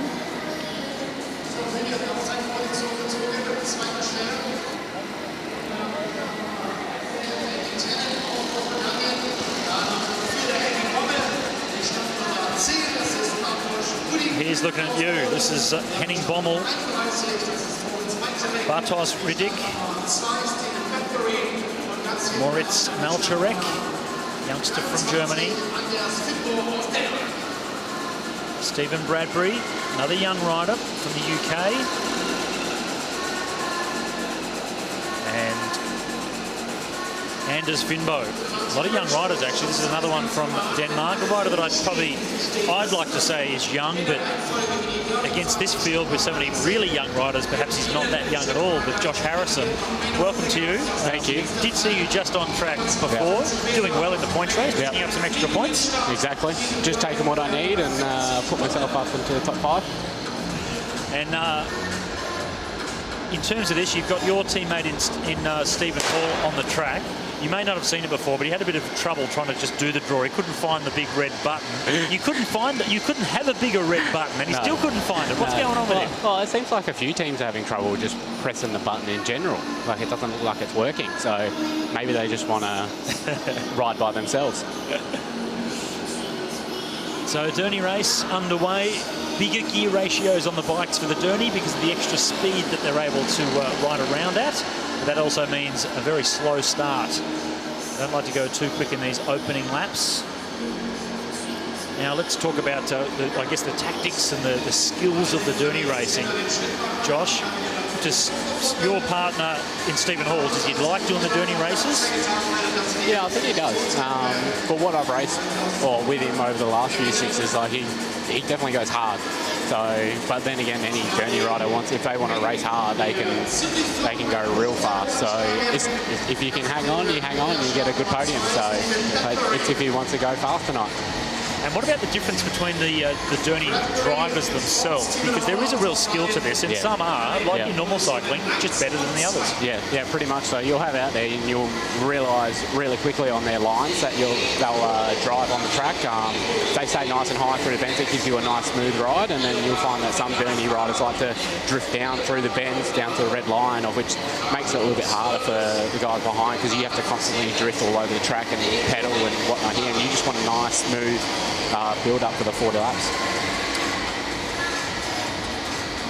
And for the riders that are actually pacing, actual riders that are following the Dernies, you can get a real indication as to the skill level and the experience that they have. And we can see here with the rider coming around, Rudek from Poland, just how far off the back of the Derny he is. That's a real indication that he's not very comfortable out there. He hasn't done this much before. No, and on the screen, like, it looks like a small gap, like it's half a wheel. But when you're behind the Derny, that half a wheel makes a lot of difference. If you're hard on it, you'll get the smoothest ride in the world, and you won't realise that on the screen on how much just that little bit on a Derny makes a difference. Anyone that does get a chance to look at the Dernies themselves up close, they'll notice that at the rear of the fender, most of the bikes do have black marks, tyre marks from the riders that have been rubbing the back of the Derny. They sit so close, you can touch it without crashing. Yeah. And some of the best riders are able to, if they're confident with the actual pacer is smooth, they can sit just millimetres off. Yeah, and you won't even realise. I like to sit real close, and that's the same in a team pursuit, and you just won't even realise how close you're sitting, and then sometimes you'll look down and you'll be like, oh, well, I just hit the fender. So it gives you a little bit of a fright, but other than that, you want to ride as close as possible as you can get. Here's a good indication on the right-hand side of the screen, just the difference in heart rates between your teammate Stephen Hall and Rudek from Poland, 181 beats per minute. Now we could see how far, we were just talking about him before, how far he was off the Derny itself. That takes so much more energy to do, and there's the proof of it with his heart rate so high. Yeah, Stephen's just sitting nice, just waiting, I guess. So he's going to let his Derny driver know soon if he wants to go a little bit faster and attack. He's got 28 laps left, so he's just sitting nice there and might give it a last-minute blast. I question that heart rate of his, though. 125 beats a minute. He's going for a recovery ride. That's what he's doing. He gets higher heart rates than that walking upstairs, so I don't think if that's correct. 183, I could almost guarantee that, but the speed now you can see almost 65 kilometres per hour for Stephen Hall. Still out in front, though, is young Polish rider Rudek, and Stephen in third position. Finbow is in first position, Rudek in second, then it's Stephen Hall. And just watch the riders towards the back. There's still, the gaps aren't that big as we see a move now from Stephen Hall. We might see the speed come up a little bit, the heart rate starting to creep up as well. Perhaps that low heart rate is correct. Maybe it takes him a few days to get the heart going. Yeah, maybe he's just come off a flight, so he's probably still a little bit jet lagged. He's not fresh enough yet, so just waking up. He's that jet lagged, but technically his body's probably actually asleep. He doesn't even realise what he's doing right now, racing behind the Dernies. Perhaps that's unsafe, but now we can start to see the heart rate starting to come up a little bit.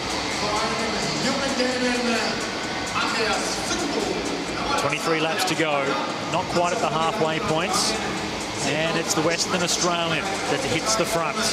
So Stephen Hall goes into first position.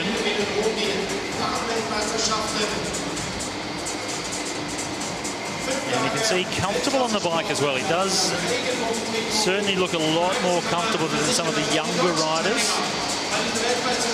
Nice and close to the back of the Derny. Riding behind Rene Koss, and you can just see nice and close to the bike, maximum draft, closer you can get. And it does seem slow at the start, doesn't it? Because it takes a few laps to get going. They're riding much bigger gears than you do in the Madison races, etc. Yeah. But once you get going, mid-race, and then the last 10 laps, it's full on. They don't slow down. They just get faster and faster and faster. Like midway, and then that's when they start to really open up and the race comes true. So a little bit of show stuff at the start just to get the legs warmed up and the crowd entertained, and then we hit the real stuff after that. Saw a couple of deep breaths there as well from Stephen Hall.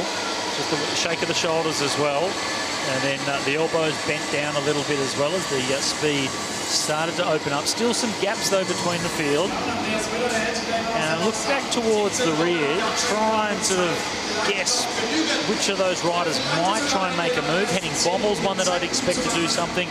Andreas Müller, experienced Andreas Müller in his 20th consecutive Berlin Sixday. That's a lot of years. I'd expect him to really try and put on a show. He was born in Berlin, but he rides for Austria, has done for a long time.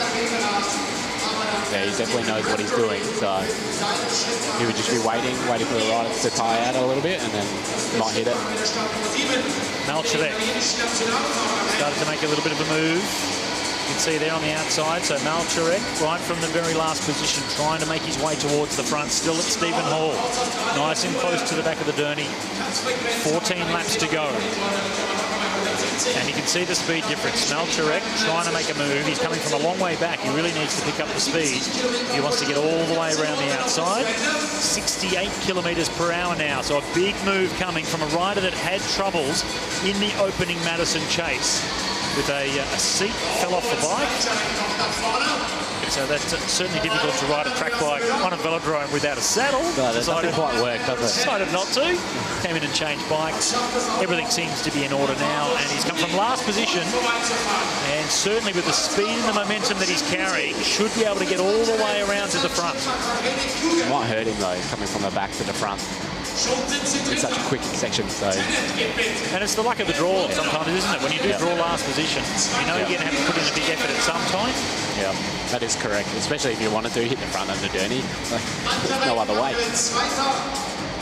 So Moritz Malcherek. He has Andy Tennant though, another experienced rider. A lot of years in the legs riding velodromes for Andy Tennant. He comes up into third position. And finally, Stephen Hall was leading for a long time. We're inside 10 laps to go now, and it's Malcherek that comes into first position. Tennant comes over the top, very high and wide. Still no sign of Andreas Müller, the Berliner. I'm sure Andreas Müller, who rides for Austria, would like to do something in front of what is somewhat a home crowd. Yeah, it's the city of Berlin. You can see now on the back of your screen, he's starting to make a move around the top. Starting to wind it up. Here he comes. Up on top of the handlebars, trying to get into an aero tuck position. I just think that's his natural position. I don't ever see him ride into drops. I think he walks around like that as well. He's a bit of an old man now. Well, there you go. It's actually changed. So a move starting to come from the Austrian. He's being paced by Mario von Hoff, also a Berliner. He used to race the Sixday himself here on this venue. Andreas Müller, a bit of work to do, 5 laps to go, but still Tennant that leads the way. Malcherek in second place. This is Andreas Müller in fourth. Just in front of him is Stephen Hall, so the teammate of the man that's joined me in commentary is Josh Harrison. I can see Josh, you're focusing on Stephen's position. He's in third. There's some points up for grabs. He's holding it. Coming. But here we go. Here's a run from Andreas. He's going to wind up around the top. This is where you get the most momentum. You don't realise, it looks like you don't, but you get some, like, definitely a big gust of speed out the top. You can see the extra speed, can't you? The momentum that comes from the height of the velodrome. And Müller it is that comes through. There's a cheer from the crowd. Born in Berlin. His Derny driver's also from Berlin. And he's not on the top of the handlebars now. He's tucked right down in the aero position. You've got Henning Bommel chasing him. 1 lap to go, and it's Henning Bommel that's been dragged around with Muller. The extra speed from Bommel, but you can see the facial expression, the body language of Bommel. It's been a big effort to come around the outside, and he's going to be able to hold on. So Bommel with a big effort to come from behind. Out of nowhere. From the clouds came Bommel to get the win. And a bit of disappointment there, you'd say, for Andreas Muller. He would have loved to get a victory on this opening night. Yeah, coming second in the first chase, so that was close, and I reckon that he might wait for the final chase and see what he can open up on. You can see a bit of a gap, though, the effort that Henning Bommel had to put in. Yeah, a lot. So the gap was really opening up around that final bend. But he had done just enough. Has raced a lot of the races in the early part of the season. London Sixday alongside Theo Reinhardt as well. Yeah. Very competitive there. Change of partners this time, but it's a win in the second of the Durney heats over 40 laps for Henning Bommel, ahead of Andreas Muller, the Austrian that was born here in Berlin. Or longer.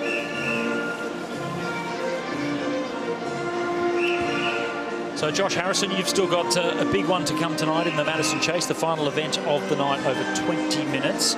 Not super long. No. 2 20-minute chases. That's quite short. Not too bad to start things off, or would you prefer something a bit longer? Coming off a Bremen 6-day where your first race is 45 minutes, so I'd like it something a little bit longer. 20. Well, Henning Bommel, nice Durney win for him, and he's down to Matt Reynolds. Henning Bommel, well, it was you and Andreas Muller sprinting for the end. Both of you are from Berlin, and you're the boy from Berlin who won. Yeah, but I'm the younger one, so I'm a bit more fresh, seems like. There's more future in you. We don't know, but it was really nice. Listen, great atmosphere here, and nice to come up with a win there. Absolutely, so I'm done for the week. 1 week, 1 win, that's really great. Put your feet up now, Henning, but before you do, you better go and receive your prize. That's a good idea, thanks.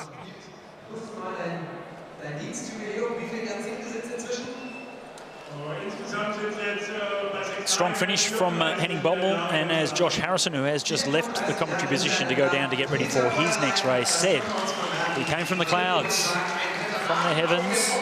Andreas Muller looked as if he had done enough to come away with the Durney win. Henning Bommel was having none of it. Perfectly timed final dash for the line.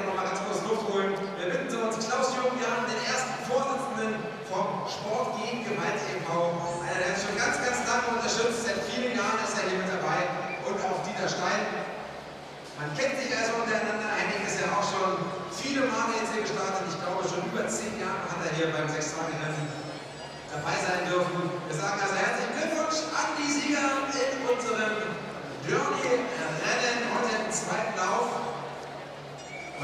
Andreas Muller, we thought he'd timed it perfectly, but Henning Bommel was dragged around in the draft in the slipstream of the Austrian. An extra height in that final bend was enough to come away. You could see he was really starting to struggle, had to fight the bike in the end though, Bommel.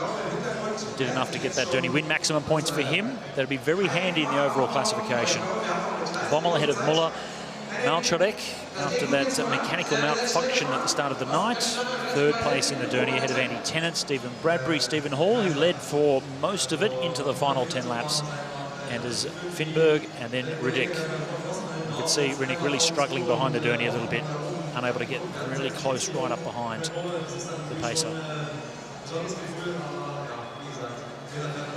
So a good ride by Bommel in the Durney, but in the overall classification, still those two teams.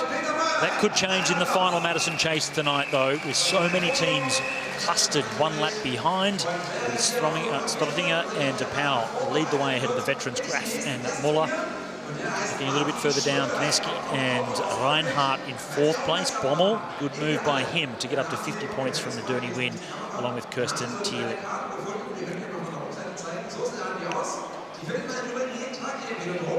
So Moritz Augenstein and the youngster, the 19-year-old German Niels Weisfenning, Bosbach and Tennant, German combination Banusch and Schmiedel.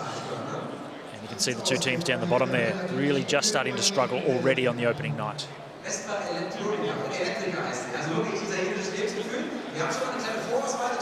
So the next up will be the sprinters. They've got their Kieran to come in the overall classification. Max Levy, the local lad, leads the way. The 32-year-old former world champion, Thomas Barbeck, certainly has been the second best so far on this opening night.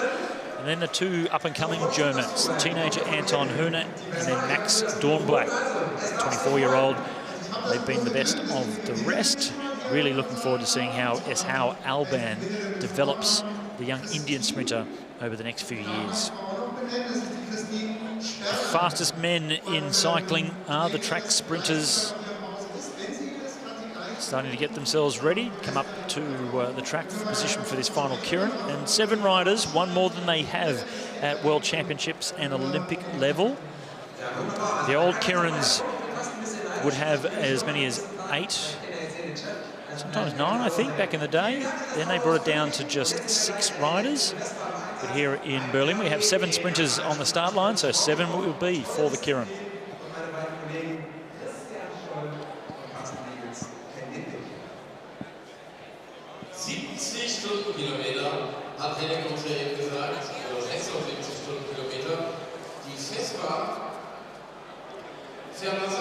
So the top of the track, this is S.L. Alban, the 18-year-old sprinting sensation out of India.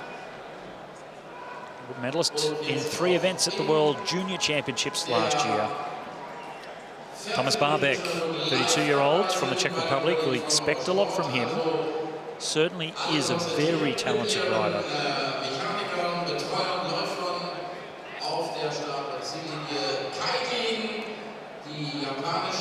There's Anton Hühne just to the left. This here is Owen Mullen from Ireland. Yen Singh from Taiwan. And we're down to Max Levy, the outright favourite for this, former Kieran world champion. And Max Dornbach, 24-year-old. He's the national sprint champion. So Max Levy might be the favourite. Certainly wouldn't put it past Max Dornbach as the national sprint champion to come away with this win.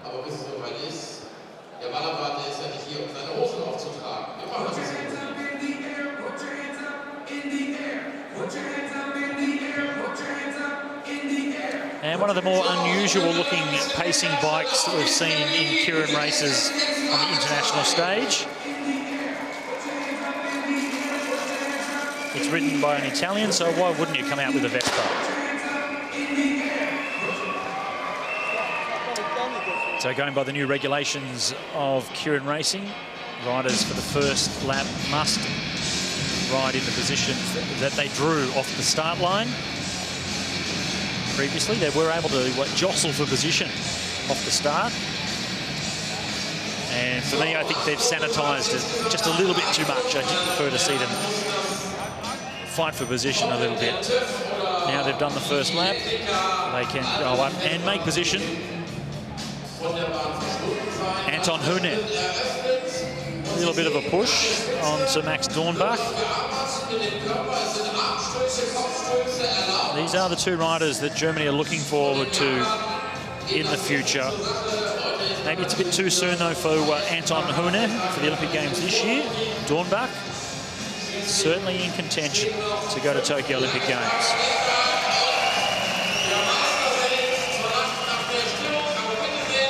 And while the pressure is off, it's time for Max Levy to get the crowd behind him. He's from Berlin. He wants them to cheer for him. There are 3 Germans in the race, but it's Max himself that he wants the crowd to support. Once the bike does come off, though, they do get serious. 5 laps to go.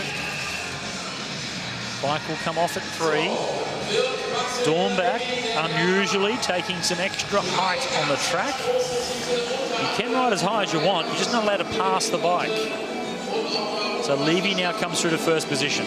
Dornbach very high on the track still. 4 laps to go. 1 more lap until the motorbike comes off the track.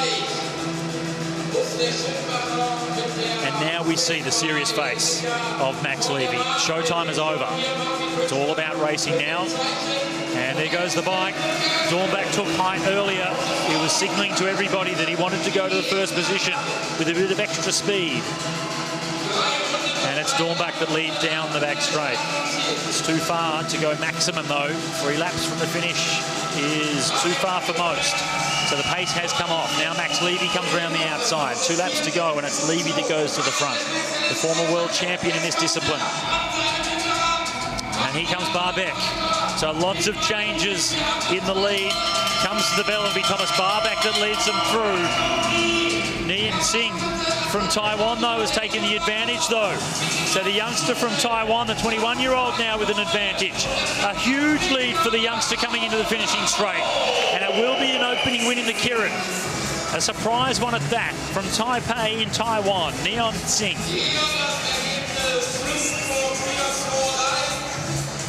He's only 21, but he has some speed. And when Barbeck went on the attack, he was in the draft. He got the slingshot down the back straight. And Nian Singh from Taiwan comes away with the opening Kirin win, much to the surprise of some of the more favoured riders. So Max Levy perhaps playing around just a little bit too much earlier on in the race.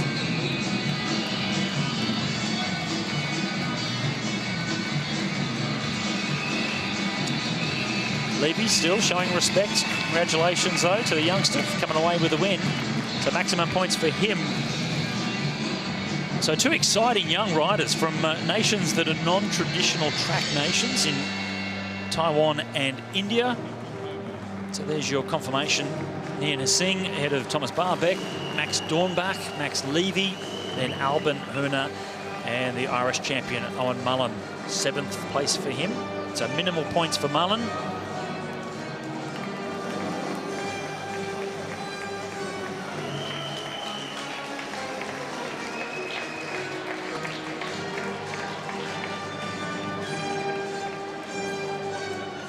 Somewhat of a surprise result in the Kirin, an upset, perhaps. That's the end of the sprint racing for the big, powerful sprinters. They'll rethink things coming into the second night of competition.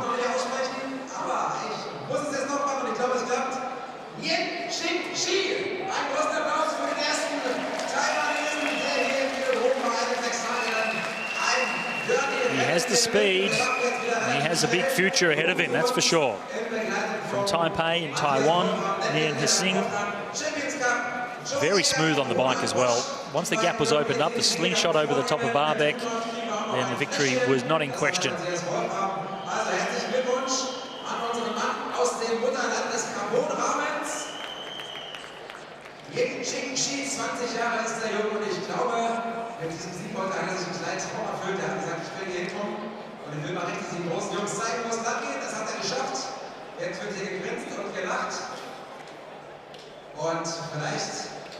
That's the end of sprint competition for the first night.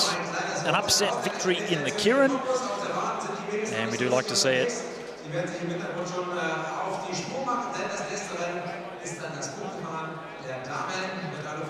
Has been racing on the World Cup season this year. Has the Taiwanese 200-metre record at 9.9 seconds. So any rider that's capable of going under 10 seconds for 200 metres certainly is a rider with a big potential.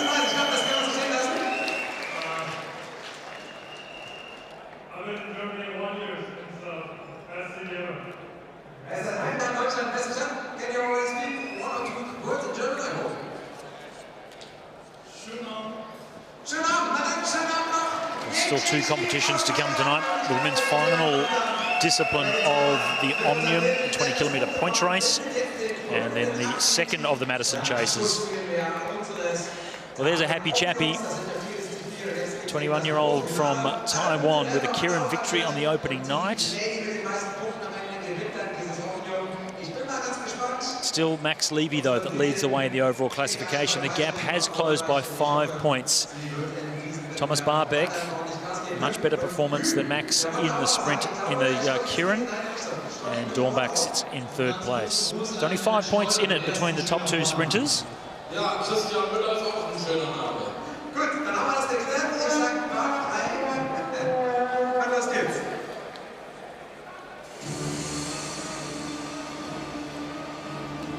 So the elite women just starting to get themselves ready for the final of the Omnium disciplines. It'll be the point race over 20 kilometres. Only 4 points in it between Emily Nelson and Katie Archibald. So there's Katie, sits in second place overall, but only 4 points behind Emily Nelson. We know how strong she is in a points race. This will be hard for Emily Nelson to try and hold off Katie Archibald. Eleanor Barker in third place. A little bit of work for her to do if she wants to move up. Kirsten Wild, the Omnium World Champion, surprisingly, sitting there in fourth. She's also very strong, though, in the points race. There's the overall leader, though, coming into this final event. Emily Nelson, she won the scratch race to kick things off in fine fashion.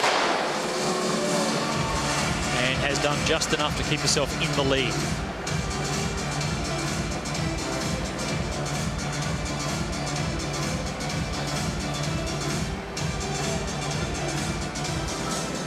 Kilometres, 80 laps of the velodrome here in Berlin. Lauren Perry from Australia comes through, flick of the elbow to let the rider behind know that she's about to swing up the track, as she does. Daria Pikalik, Eleanor Barker comes through. There's Lisa Klein.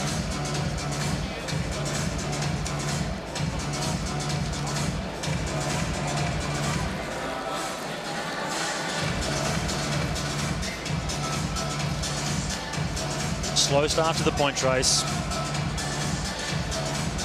Riders certainly getting tired at the end of the competition. And as I say it, here's the first of the attacks. Francesca Selva, 20-year-old from Italy.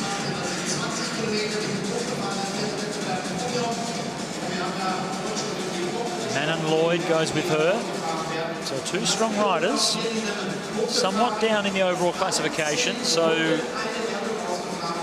Peloton not paying too much attention to them.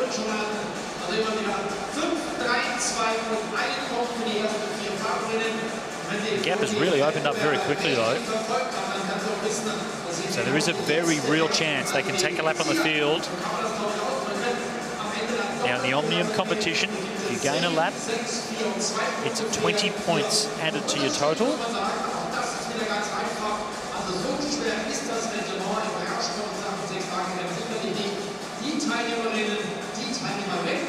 So Lloyd it is that comes through.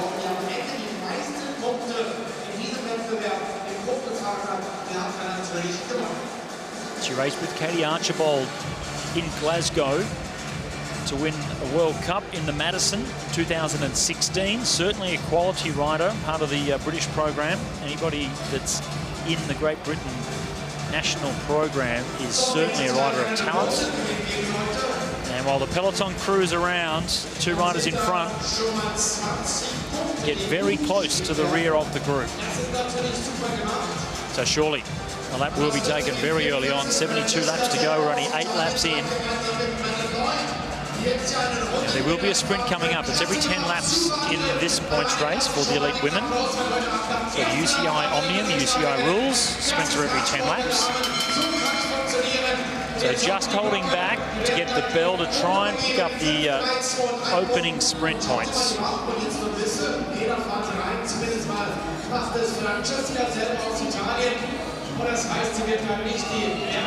So Francesca Selva just comes to the back of the peloton.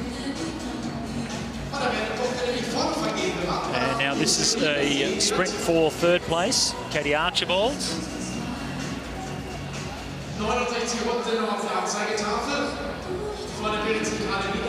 And we saw Katie swing up unusually. I'm not sure, I don't think she realised that was a sprint lap.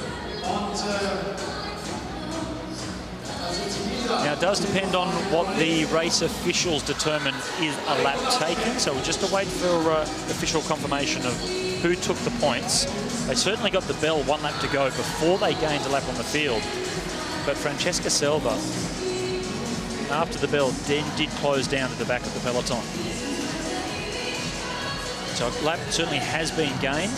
20 points will be added to the tally of the 2 riders, Manon Lloyd and Selva. They did give them the points as well. So Selva with a 5 ahead of Lloyd. Lauren Perry picked up 3rd place. And that'll be much to her surprise, because Katie Archibald, I think she just didn't realise it was a sprint lap, swung up for no reason whatsoever and allowed Lauren Perry to pick up the points for 3rd place to lead the peloton through.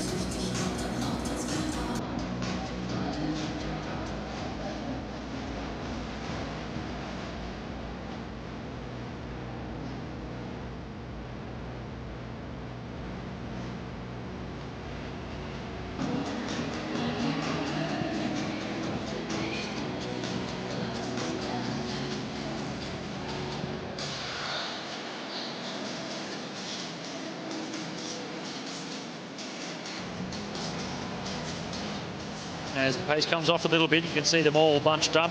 Tessa Dijksman realised the gap was starting to open up, so put in a bit more of an effort. 64 laps to go, so still a couple more laps before she gets a chance to go for the sprint points. Donna Barker leads the peloton through. Pace has come on ever so slightly. We can see once they've all strung out, the pace has come on a little bit. Look over the shoulder from Dijksman. Reminder of the first 4 riders in each of the sprint pickup points, 5, 3, 2 and 1.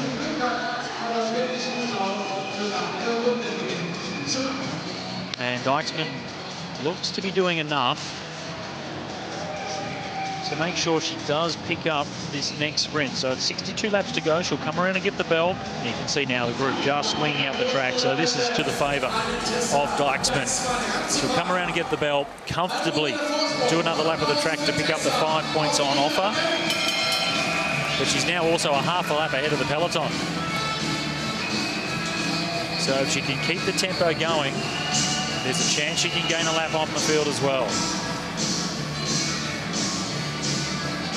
See a bit of a move, though, from Kirsten Wild, the World Omnium champion, around the outside. Dijksman picks up the 5 points. And as we go back, it's Kirsten Wild, but Katie Archibald over the top. So 3 points to Archibald, 2 points to Kirsten Wild. But this is significant. So those points to Archibald means she closes right in on the overall lead of Emily Nelson.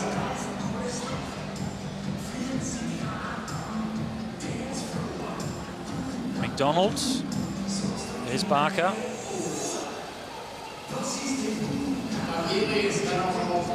Amy Peters in the Dutch colours, World Madison champion.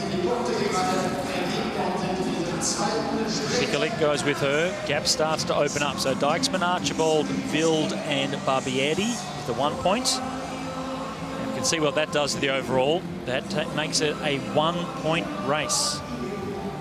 Emily Nelson on 114 points. Katie Archibald goes to 113. And tied for 3rd place, 2 riders on 100 points.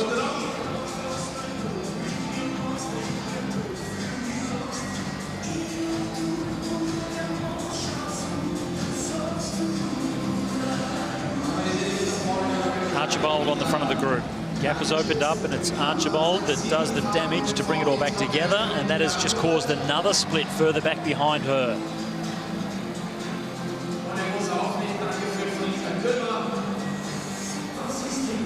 Wow, such a strong rider.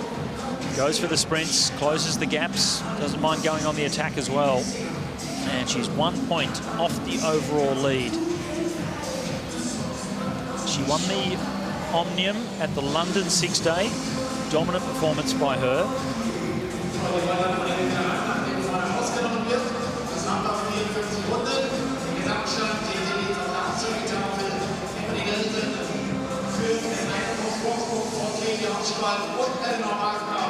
So a regrouping of sorts. Peloton split in 2. One rider further back really having some trouble.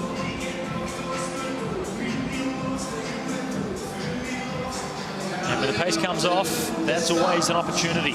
And Lydia Boylan, 32-year-old from Dublin, goes on the attack. Silver medalist at the World Championships last year. Boylan is a strong rider. This is her event. Get a medal at the World Championships in the points race. Is certainly a quality athlete. So already a half a lap up. Next sprint, next time around. So the bell rings for Lydia Boylan. She'll comfortably get the 5 points. And being half a lap ahead of the field, there may be a chance that she'll gain a lap as well. Amy Peters it is, down the back straight. This is the race for second. There's the winner of the sprint, 5 points to Boylan. And Pikulik over the top of Peters. So Daria Pikulik, 23-year-old Polish national champion. She picks up the 3 points for second. Amy Peters on the inside, 2 points. And then it's her compatriot in Kirsten Wild, 1 point for the world champion. Boylan, Pikulik, Peters and Wild.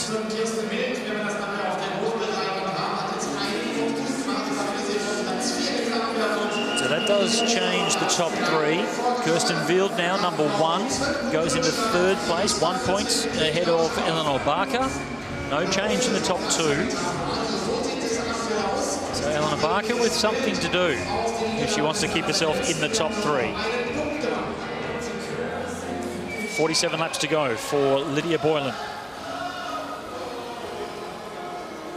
Quadit, next one on the attack.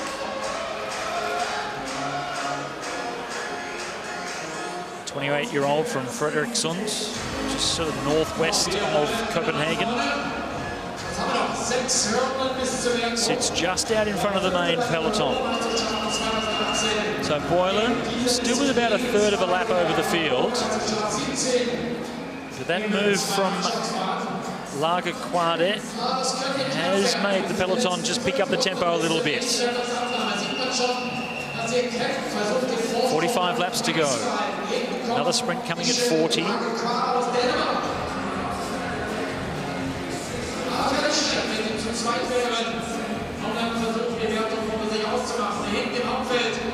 So Lager Quadet, second position. Boylan leads.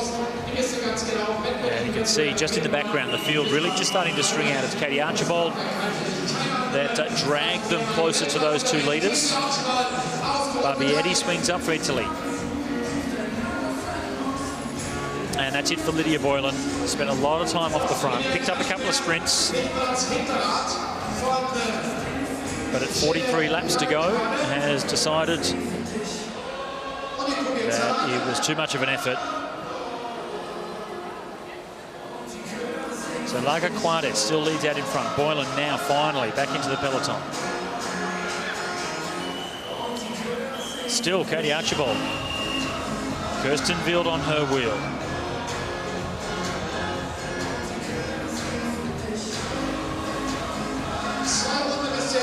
Meanwhile, Emily Nelson, who is the overall leader, only by 1 point to Katie Archibald, but there'll be a sprint this time around. Eleanor Barker on the outside. She knows she's got a lot of work to do if she wants to get back in front of Kirsten Wild in 3rd place.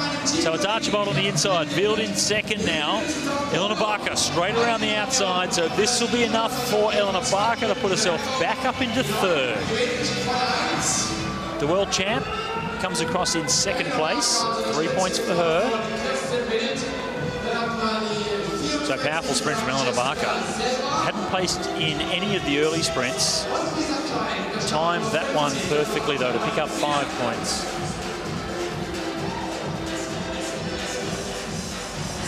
So Barker ahead of Wild, Barbietti, and then Lisa Klein. So that'll be a shuffle from 4th up to 3rd. And no change for the top 2. So still only 1 point in it for 3rd place, 1 point in it for 1st. And now Lisa Klein and Amy Peters have a very handy lead over the field.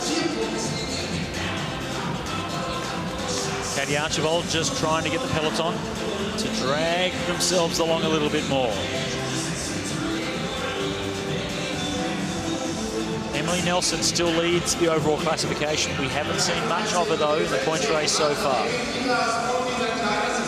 Lisa Klein swings up, former German road champion, the current German individual time trial champion on the road. And the World Madison champ, Amy Peters. So a very strong combination, these two riders off the front.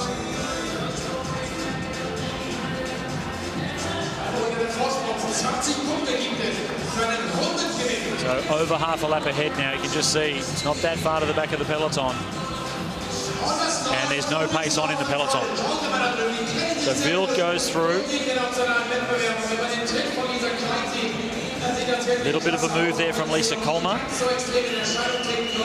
And I think it's too little too late to stop these two riders from gaining a 20-point advantage.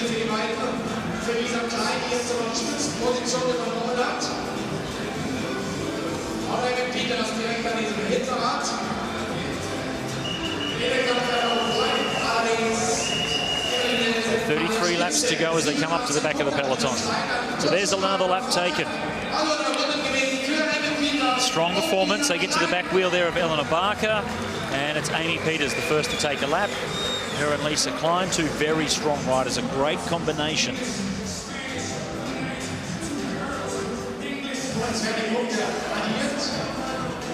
So 20 points for each of those two for gaining a lap.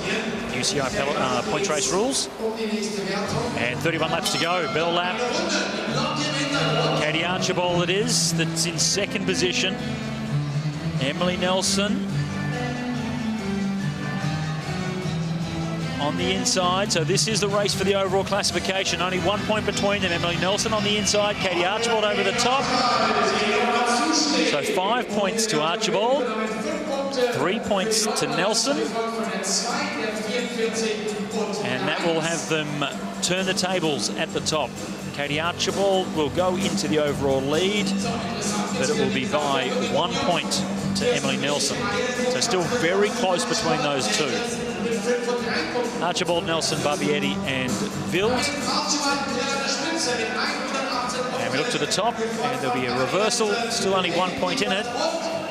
Now to the favour of Katie Archibald. Emily Nelson drops down to second place.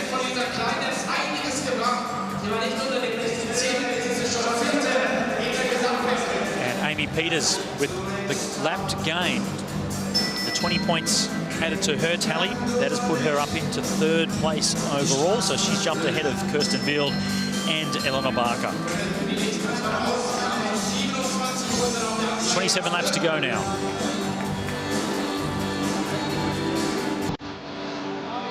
Maggie Coles-Lister, Lauren Perry from Australia, and Victoria Pikulik.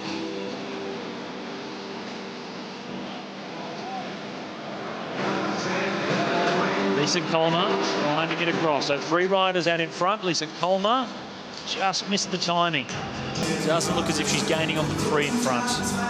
You can see now struggling. Swings up the track. She realised she wasn't going to be able to bridge the gap. So she'll go back into the peloton. Lauren Perry just struggling a little bit in third position.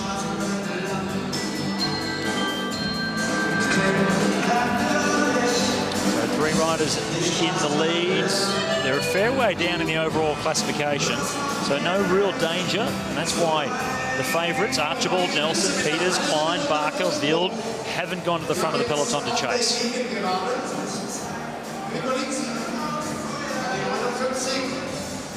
can see the pace really has come off. Great opportunity now for this trio to pick up 20 points each for gaining a lap. And it's Lauren Perry comes through. Victoria Pikulik, 22-year-old Polish rider.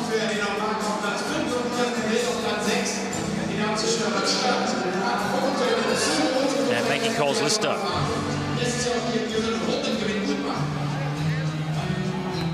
They'll come around to get the sprint next time around. Peloton just starting to wind things up a little bit. Tessa Dijksman. She was the first rider to put in a bit of a move right at the very start of this. So 21 laps to go. That's bell lap for these three riders. They're also eyeing off the back of the peloton and the 20 points that can be added to their tally if they take a lap. They'll have to wait until after this sprint, though.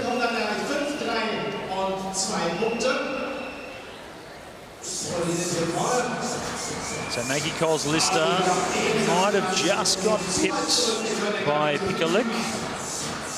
I'll wait for confirmation. It was close between those two. Lauren Perry definitely third across the line.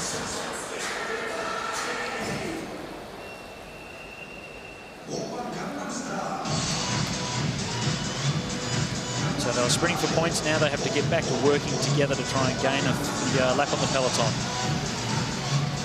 So Maggie Coles Lister. And it's Lauren Perry, Victoria Pikulik.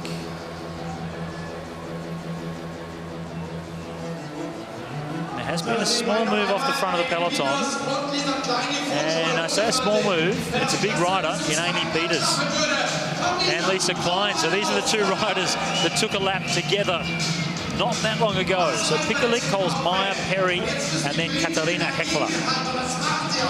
So hasn't done much in terms of the general classification, but this move that's come from the peloton now certainly could do an enormous amount of damage. So the three riders still with some work to do, but this is a massive ride here from Amy Peters and Lisa Klein.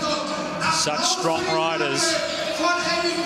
Amy Peters is in third place overall on 110 points. Lisa Klein, she sits in fourth place on 107. A lap gain here by these two means Amy Peters will go into the overall classification lead. So that must cause a reaction from the field. Indication there from Alexander Donica, who are the leaders.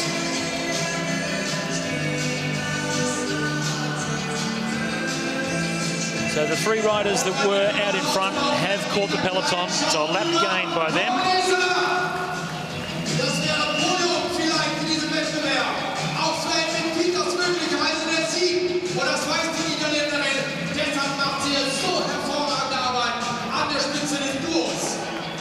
And this is the reaction that has been caused by those two very strong riders that have gone on the attack. De Zutter from the Netherlands leads that group of four. That's the chase group. There's the two leaders now on the track. Amy Peters in front, Lisa Klein in second place. And they are getting ever so close towards the back of the peloton. Bell lap this time for these two. So 5 points and 3 on offer. Lisa Klein as they go down the back straight. Amy Peters will come around the outside. They'll come around and get 10 laps to go, and it's Amy Peters that will pick up the 5 points on offer. This is significant. This is the race for the overall classification. That's the chase group, and you can see that Katie Archibald has made a big move to go across to the chase group, but she's going to have to keep going on with it, because the largest group on the track is the group that the two leaders are just reaching now. So that group will be termed the peloton, and that will be a lap gained by Lisa Klein and Amy Peters.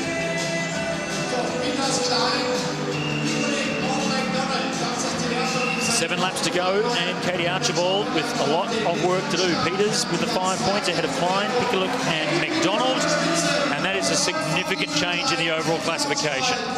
So Amy Peters goes into the overall lead, Lisa Klein into second place, and then Katie Archibald with so much work now to do.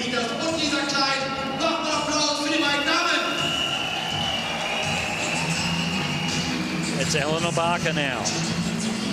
She's left the group that contained Katie Archibald. So there's Katie Archibald. She swings up, leads Kirsten Wild through. Katie Archibald looked in a commanding position and is now in third place overall on 118 points. Eleanor Barker with an incredible dash across to the peloton. That's a lap gain by Eleanor Barker. Another 20 points added to her tally with 4 laps to go.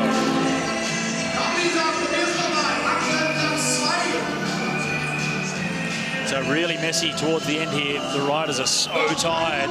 Kirsten Wild swings up. And double points on the final sprint as well. This is the group that will race for the double points, though, because they are the leaders on the track. Ilona Barker jumped across to the peloton to pick up a 20-point lap gain. But it's Katie Archibald that's really fighting now to try and pick up this final sprint. She'll come around to get 1 lap to go, Katie Archibald. You can see the commissaire pointing at Kirsten Wild, but it's Katie Archibald that leads down the back straight. She'll pick up the 10 points. It won't be enough to get the overall victory, though. Katie Archibald gets the 10 points for the final sprint, but it will be Amy Peters that'll get the overall classification win.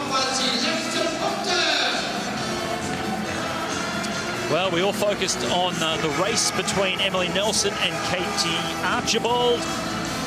And that was to the advantage of Amy Peters and Lisa Klein. 2 laps taken, 40 points extra to each of those riders for the 2 laps gained. And what a strong rider it was, Amy Peters, to come away with the Omnium victory.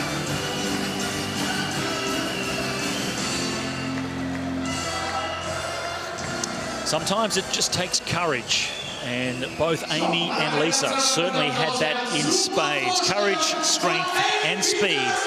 And they really threw it to the more favoured riders on paper. And Amy Peters, the World Madison champion, comes away with the first day overall victory in the Women's Elite Omnium.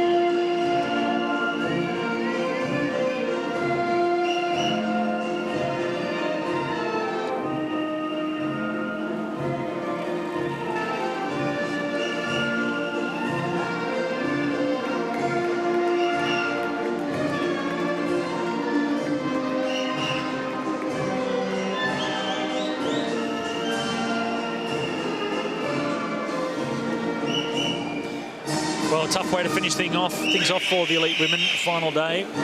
It's the way Omnium racing goes now. Finish with a points race, the most difficult race on the track.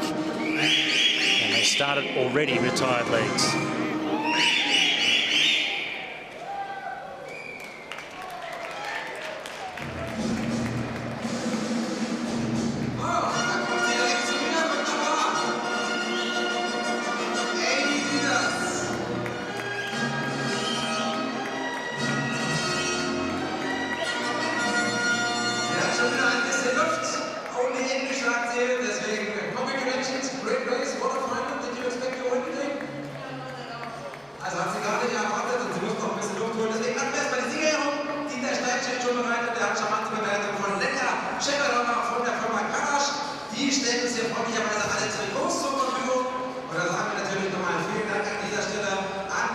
So she wasn't expecting to win, but Amy Peters put in such a strong ride that she snatched the victory from the more favoured riders, including the world champion in Kirsten Wild. So Katie certainly put in a very strong ride, great performance.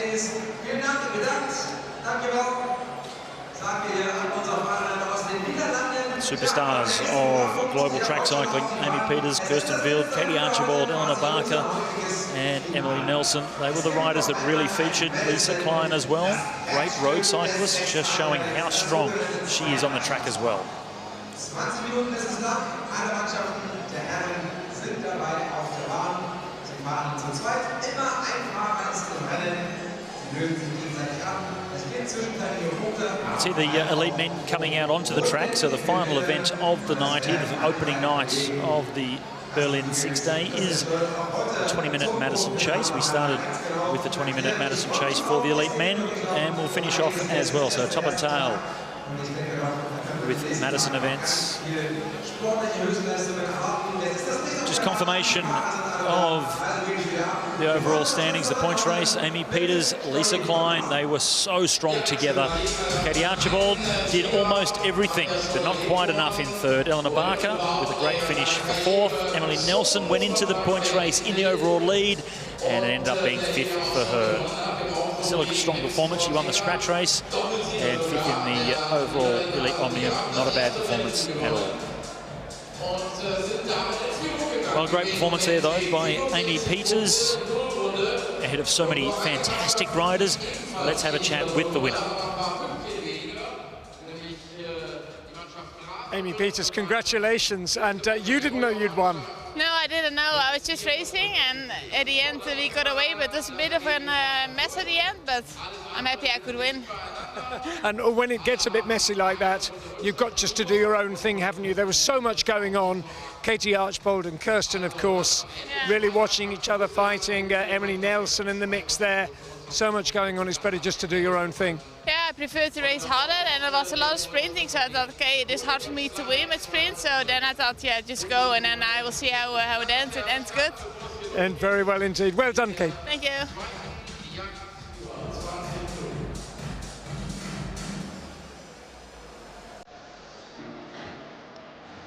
Super performance from Amy Peters, but coming into the final event of the opening night here, Vince Rottinger and Marino De Pauw, they lead the way on the same lead lap as Andreas Klatt and Andreas Müller. Hester and Wolf, they lead the best of the rest, one lap behind ahead of Kineski and Reinhardt. Bommel and Thiele, Bradbury and Latham Hall, then it's Harrison in 7th place. So all the favoured teams still stacked up, ready to try and get onto that lead lap.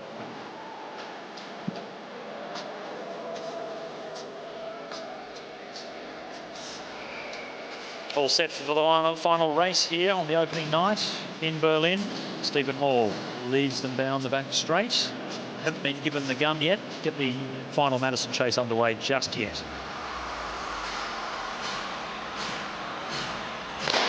And we are underway to close out the first night of competition here in Berlin.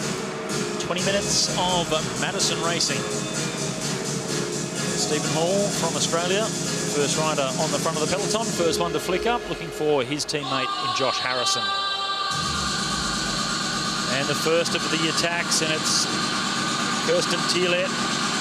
He'll be looking for Henning Bommel. 30 points up for grabs, so a big change in the overall classification in terms of the points tables. You can see how many points are on offer. It's so important, the Madison Chasers, and even more so because of the laps gained or lost.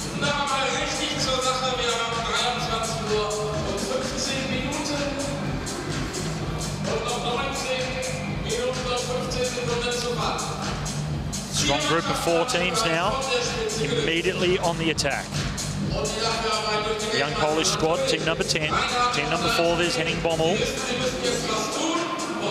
And team number 11, they finished 3rd in the opening Madison chase. They surprised some of the more favoured teams.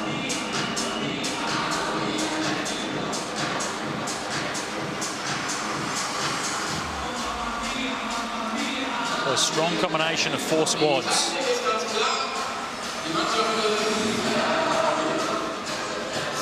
Team 24, that's Richard Banusch and Sebastian Schmiedel.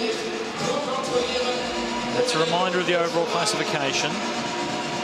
Strottinger, De Pauw, Graff and Müller on the lead lap. Hester and Wolf, 1 lap behind, but with the most points of the rest of the contenders.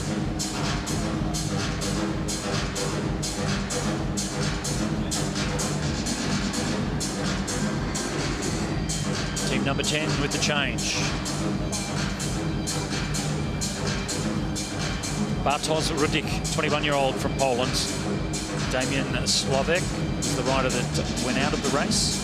He's only 22, so still 2 young Polish riders. Flick of both elbows there from Rudik, just to indicate to the rider behind that he was about to swing up. Henning Bommel, team number 4. Next to go up the track. Change from 24, Schmiedel into Banusch. So Richard Banusch, 21-year-old. This is back on the front of the peloton, Chris Latham. Not a lot of urgency, as you can see. 4 strong teams combining well. Thiele. Team number 4, off the change of Henning Bommel.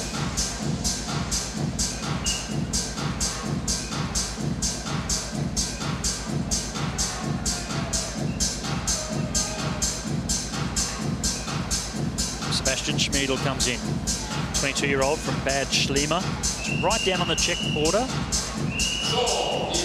So this side of Germany, but south of Berlin, very close to the border of the Czech Republic. And that's where Sebastian Schmiedl is from. And there's the first lap gain. Didn't take many laps to do it. 16.5 minutes to go. And while riders are getting onto the back of the peloton immediately at the front, it's an opportunity for riders to go on the attack. And this contains two of the biggest of the teams. Team 1 and Team 7. Team 1, Morgan Kneski and Theo Reinhardt. Team 7, they sit third in the overall classification, Mark Hester and Oliver Wolf. And also the team from the Czech Republic, that's Team 17, Lignoski and Rugovac. There's Mark Hester, Lignoski, and the world Madison champion.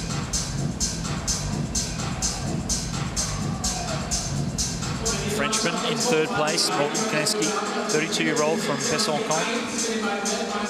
3 times world Madison champion, riding with the current world Madison champion in Theo Reinhardt.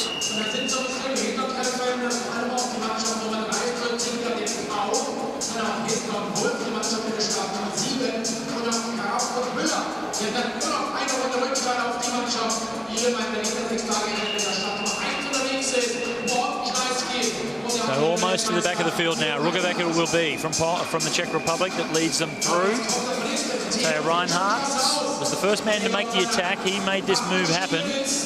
And since then, he's been able to follow the wheels. So it's a lap gain to the world champion. But he did it fairly comfortably. Didn't have to exert a lot of energy. So that's 7 teams now that have gained a lap. 7 Mannschaften aktuell in der Nullrunde. 7 Mannschaften in der aktuellen Nullrunde. Mit dabei Morgan Kneski mit seinem Partner Theo Reinhardt und Henning Bommel und Kerstin. Just come around now to 14.5 minutes to go. And immediately the next attack comes from Ireland. JB Murphy. See how much it's strung the field out. As soon as one team attacks, there's several other teams that are desperate to try and get out there. It's much more likely to take a lap if you're with a strong combination of teams. Very difficult for teams on their own to gain a lap on the field. This will be a huge effort from the boys from Ireland.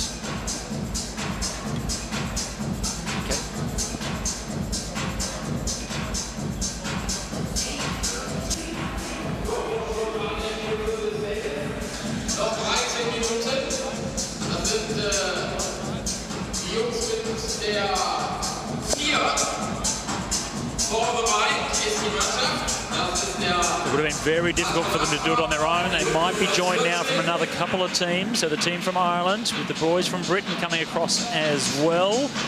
So a strong combination of 3.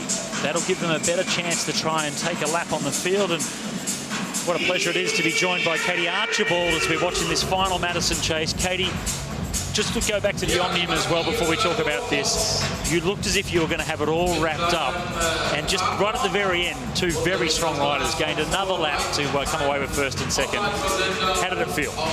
Yeah, you know, it felt hard. I've got my breath back now, so yeah, just enough energy to roll my eyes and think, what have you done?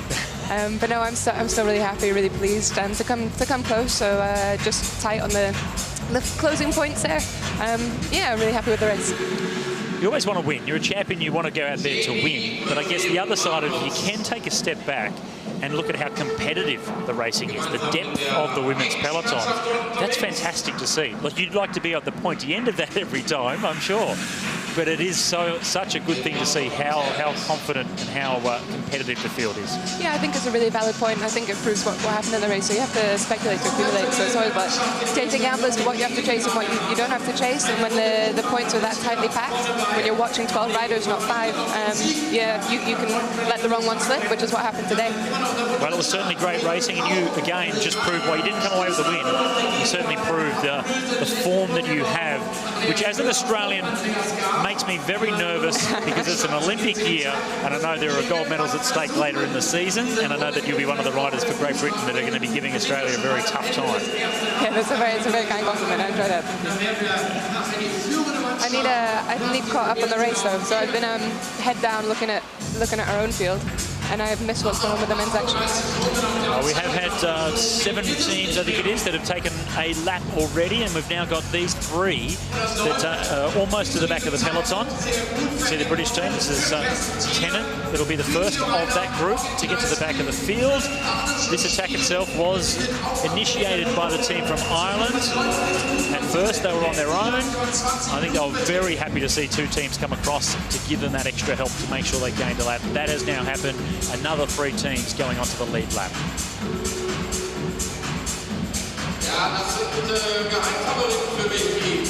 So good to see the Irish, the depth of the Irish as well. They have 2 other riders, Felix English, who rides for Ireland, who's very competitive.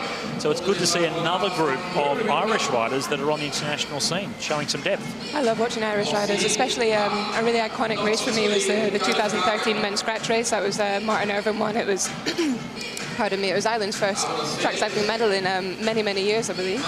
And since that point, we've really seen the depth grow and grow and grow, both in the men's team and the women's team. I know they've got a big team pursuit development project going on as well. So it's not just Martin Irvine, it's not just Caroline Ryan. There's a huge array of names that are taking the helm.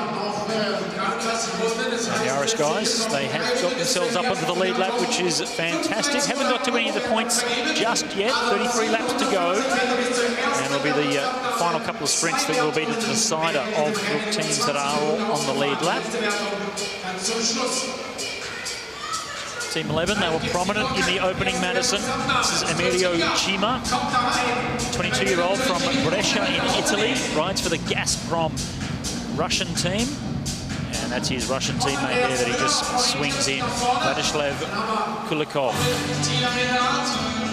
And the first of the intermediate sprints, Team 31, look as if they'll be able to pick up the top points. Miknoski in second position though, might be able to come over the top.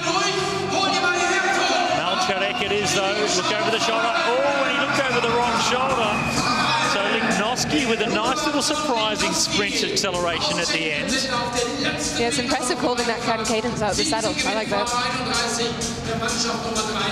Sneaky little move, but you've got to have the speed to be able to do it.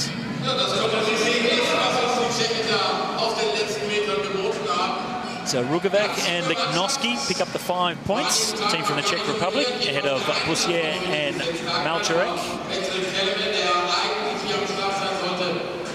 So it's interesting, the women's racing, we're normally, for London example, and Manchester, we're normally the latter 3 days, not the first 3. So this is probably the first Madison chase that I've seen on the first night. So interesting to see the different dynamic if they are all thinking about this is day 1, not day 6. Certainly is, and it's the more mature, experienced riders understand how they need to gauge their effort and make sure that they're still going to be in top form after 4, 5, 6 nights of racing. Sometimes it's the less experienced riders that look good on the first night and then disappear after a couple of days of racing. Oh, I bet they have fun though. I think that'd be me. Had fun until it really hurt too much. Yeah. So Malcharek it is. Mechanical mishap in the first race. His saddle fell off the bike. Oh, wow. And he's got that nice and sorted and looking very strong.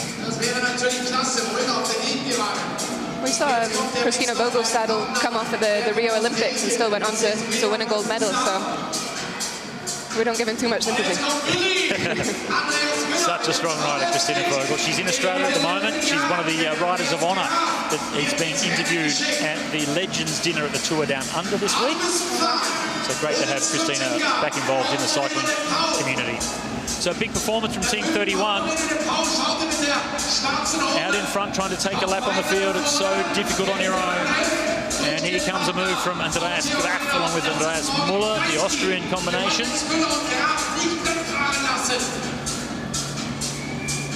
And they've been joined by the Germans, Niels Weisfenning and Moritz Augenstein.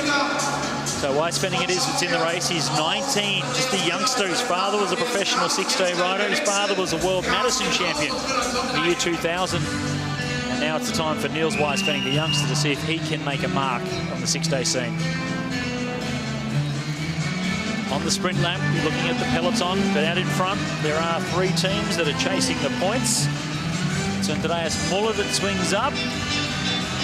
And as they come through, it will be Augustin.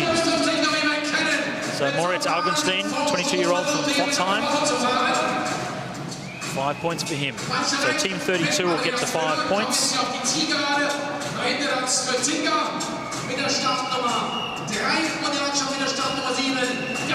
Just came back from Australia, Moritz Augustin. Rode the Tasmanian Christmas Carnival, so a bit of Australian sun through the European winter. Never goes astray. And we haven't seen too much from Team 3. Expecting a lot from them this week. So Marino de Paul now. Wim Strottinger, his teammates, going on the chase. They'll come around to get 17 laps to go. What's the biggest difference between, I guess, the women's Madisons compared to what you see in the men's Madisons? Yeah, so a lot of it, in my opinion, I think is wrapped up in history. So it was 2017 that we had the first Madison World Championships for women, and that was when they made the change from laps being more important than points. So as long as the best riders in the world, female riders, have ridden a Madison, it's been point-centric. And I think there's still a reflection in the men's field of that lap essence, of that sense that laps are so important, especially in 6 days when they're still riding in that manner, still trying to get laps over everything. And it does mean there's been a big divergence in what's important to win one of our races versus one of their races. And it makes it a lot of fun when we're discussing tactics with my Team GB teammates, for example, and we're just coming at it from totally different angles because it's totally different riders that win. Well, the 6-day format, yes, the old school rules of take a lap on the field, you're a lap ahead, whereas now at the international level, UCI World Championships, Olympic Games for Madison, both men and women, it is the 20 points for a lap gain. So a different type of format. This is the traditional Madison and points race format. Old school system works well at the 6 days. I think the emphasis on sprinting is actually present through most of the women's racing as well. That you see a lot of the top riders, it's the fastest riders there. It's when the flying lap was still in the Omnium, it was a really good marker of who was going to be, the top 5 in that Omnium. They will be there in the flying lap. And that's another thing that it doesn't necessarily always fold over into the men's racing. Wim Strottinger it is that leads through, 11 laps to go. So 1 sprint still to come. Not all of the teams though on the lead lap, so this is going to be interesting as they come down to the final sprints.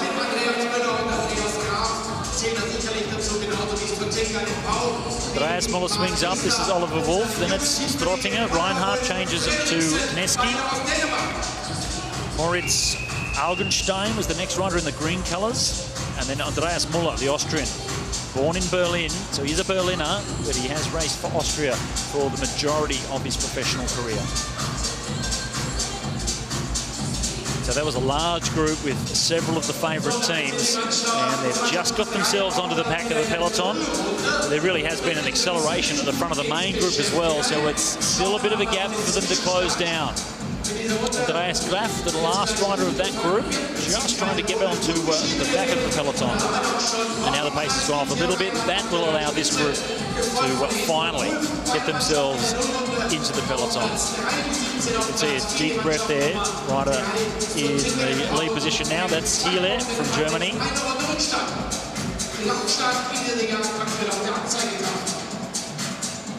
So with the dust settled, 6 laps to go. We have 2 teams on the lead lap. So that carries over for the overall classification, of course. It's not just for this Madison chase. So while teams 1 and 7 will now be racing for this Madison chase win, it also puts them back onto the lead lap with team number 3, as we see there, and also the Austrian combination, team number 15. So in the overall classification, we now have 4 of the big favoured teams on that lead lap. But we will focus now with 4 laps to go between the 2 teams that are in contention to go for the win, Team 1 and Team number 7. This is the Frenchman, 3 times World Madison champion, Morgan Kneski. He'll be looking for Theo Reinhardt, the current World Madison champion. And And team number 7, that's the team they want to finish in front of in this final sprint. That's Mark Hester, the veteran from Denmark. He's looking for Oliver Wolf, the 19-year-old, the teenager from Denmark, who was super fast in the sprint. Marino de Pauw leads down the back straight, change to Wim Strottinger. They want to keep themselves in a good position just to try and pick up the minor points in this final sprint. It's 1 lap to go, and it's Wim Strottinger that leads through. The Madison World Champion, though, Theo Reinhardt down the back straight. He wants to win on home soil in front of the home crowd here in Berlin. And it looks as if he's done enough to be able to do it. Theo Reinhardt comes away with the final sprint win. That'll give them the Madison Chase win here to close off the opening night of competition at the Berlin 6 Days. So the Madison World Champ comes away with the Madison win to close out the first night of racing. And it also puts them back up in contention in the overall classification. You can just see him really just kicking the bike there, Katie. Really just getting maximum speed as he comes over the top of him. Strottinger, colours of red, Denmark in 3rd position. They were trying to get over the top to get the win, but a strong performance from the world champ. Yeah, it's when you see someone putting that much power through the pedals and their core staying totally still. You know, what is that? I don't know, 130, maybe more, 140 RPM. Yeah, really nice to watch. The best in the business, the world champs.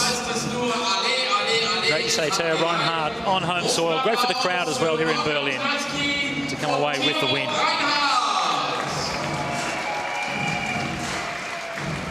Das Ganze jetzt auch offiziell.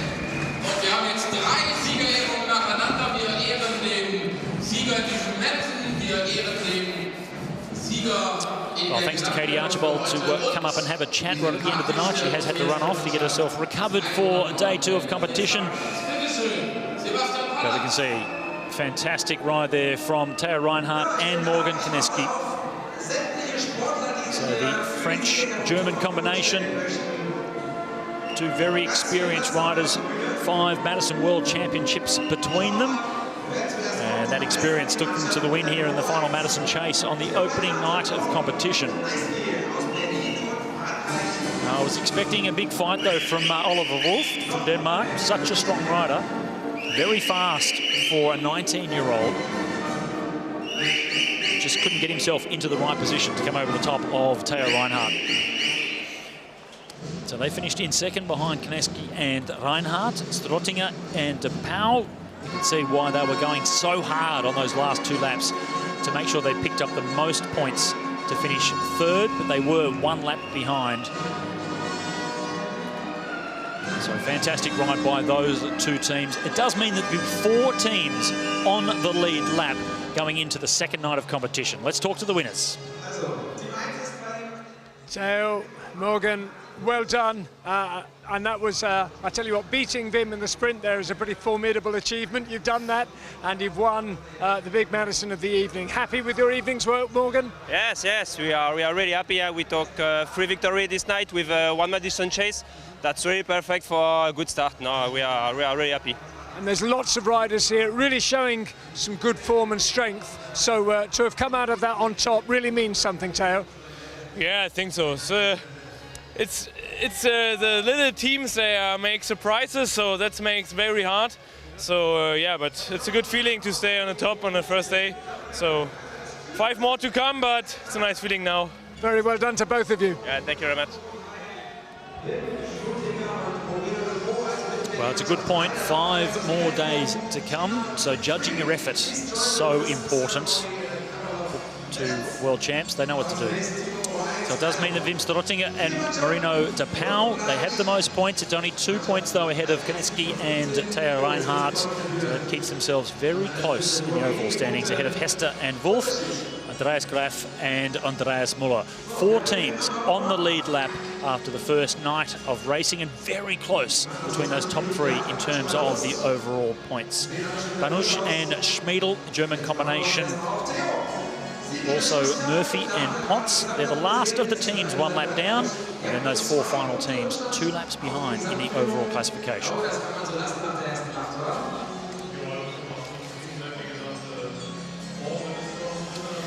Certainly has been a fantastic opening night of competition here.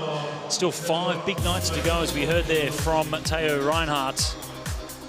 We will wrap everything up shortly, but it has been a great night of competition. Max Levy, hometown favourite, loves being home in Berlin. And Amy Peters, a bit of a surprise. Shouldn't have been, though. She's so strong, winning the women's Omnium. And a great final sprint there from Theo Reinhardt to win the final Madison Chase. Brings him up onto the overall lead lap. And he sits only 2 points off the overall lead in second position.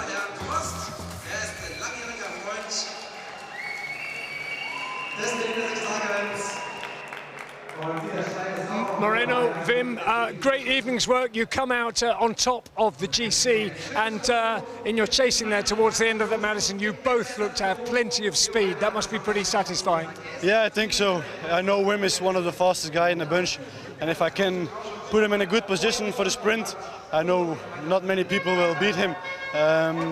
We try to take the lap back in the end, but the speed was so high in the peloton, and it worked out right in the end. But I'm happy we're leading. But it's like I always say, still 5 more days to go, so a lot can happen. You know, Wim, Brian Bossard attacked earlier on, and Moreno came up and he said, no, he's not going to win a point in the sprint and he's going to lose a lap. And you know what? 5 laps later, he didn't win a point in the sprint and he lost a lap. And Moreno's got X-ray eyes. Must be great to be riding with someone who reads the race so well. Yeah, it's really good. Yeah, he's experienced also, but I'm a bit more because I'm older. a lot older, eh? A lot older. But I think that makes us a really strong team, because we're both really smart guys, and we see how we need to race, and it makes it easier for me also. I don't have to tell Moreno what to do. And listen, it's true what Moreno says. You've got some of the fastest legs here, but at the end of that Madison there, Theo got past you. He and Morgan look very strong indeed. Yeah, they do, but for us it didn't really matter because they were a lap in front of us. So yeah, we just needed the points to get third and to stay on top now. Guys, you're on the top. Well done, and we're looking forward to seeing a lot more of you these days. You better go up onto the stage there. And let's just have a look around at who's here. Here's Emerio Cima, whose brother Damiano won a fabulous stage in the Giro d'Italia in March. Emerio, how's your English and how was your evening? But for me, it's the first time in Berlino. Yeah, I think so good. It's a good experience, and today is the first day. I may is better the second and third and the other day. Wonderful. Well, you seem to be riding for Russia. Everyone's saying you're Russian. We know you're a good Italian, but it's been great to watch you racing tonight. And here's Andreas Graf, the Austrian rider, partner of Andreas Müller. Are you happy with your ride today, Andreas? Yeah, it was quite good. The first chase, we managed to stay 1 lap ahead. Now we were not so lucky, we lose the lap again, but there are 5 more days and we were fighting. You're looking in great shape, Andreas. Well done. And let's have a little look around, see who's still around in the paddocks here. We've got number 10, we can see Damian. These are the Polish riders, very strong. Always we have good Polish pairs here at the 6 days, and they haven't traveled too far to get here. Matt Bostock and Andy Tennant. There's Matt Bostock just getting changed. He's still decent. Matt, how hard was that evening's racing? Yeah, it's always a shock to the system, especially the first night. It takes a bit of getting used to just that cadence and that speed, and also like the mental side of it, trying to get switched on again. It's not easy to get used to the speed of the racing. And the crowd making lots of noise as well, which I guess it kind of lifts you, but it can be intimidating too. Yeah, definitely a good showing and a lot of noise, a lot of whistling going on, which plays you a bit because the commentator normally has a whistle, so you're expecting a crash every now and then, but no, it's great. Matt, good on you. Glad to see you enjoying this.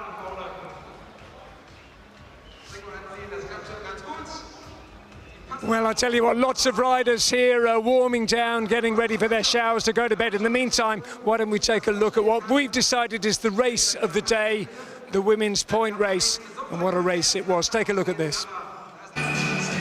So really messy towards the end here. The riders are so tired. Kirsten Wild swings up. And double points on the final sprint as well. This is the group that will race for the double points, though, because they are the leaders on the track. Ilona Barker jumped across to the peloton to pick up a 20-point lap gain. But it's Katie Archibald that's really fighting now to try and pick up this final sprint. She'll come around to get one lap to go, Katie Archibald. You can see the commissaire pointing at Kirsten Wild, but it's Katie Archibald that leads down the back straight. She'll pick up the 10 points. It won't be enough to get the overall victory, though. Katie Archibald gets the 10 points for the final sprint, but it will be Amy Peters that'll get the overall classification win. Well, we all focused on the race between Emily Nelson and Katie Archibald. And that was to the advantage of Amy Peters and Lisa Klein. 2 laps taken, 40 points extra to each of those riders for the 2 laps gained. And what a strong rider it was, Amy Peters, to come away with the Omnium victory. Well, it certainly has been a fantastic first evening here at the Sixday in Berlin. The 109th edition, of course. It's such a traditional event. And we saw some incredible rides from all of the ladies. Right down to that final event, the points race, with Amy Peters getting over the top of the best. Emily Nelson, she certainly started off very well by winning the scratch race. Held on for most of the competition as we went through, but it was Amy Peters with an amazing performance in that final ride in the points race. For the men, though, the Madison Chase that kicked things off, it was Wim Stortinger and Marino de Pauw that come away with the first win. The first Dooney was Oliver Wolf. We'll be having a chat with him in just a moment. Team elimination, it's one of the big events, Koneski and Reinhardt. And then it was the points race, that was won by Berke Molze.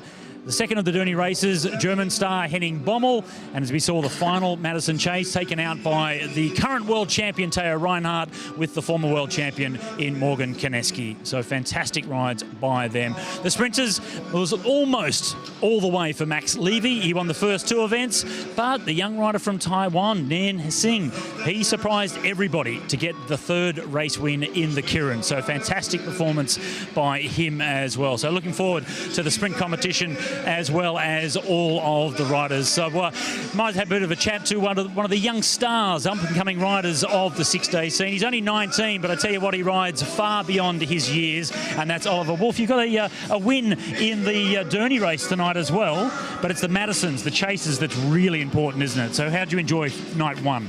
Yeah, it was a great night for both Mark and I.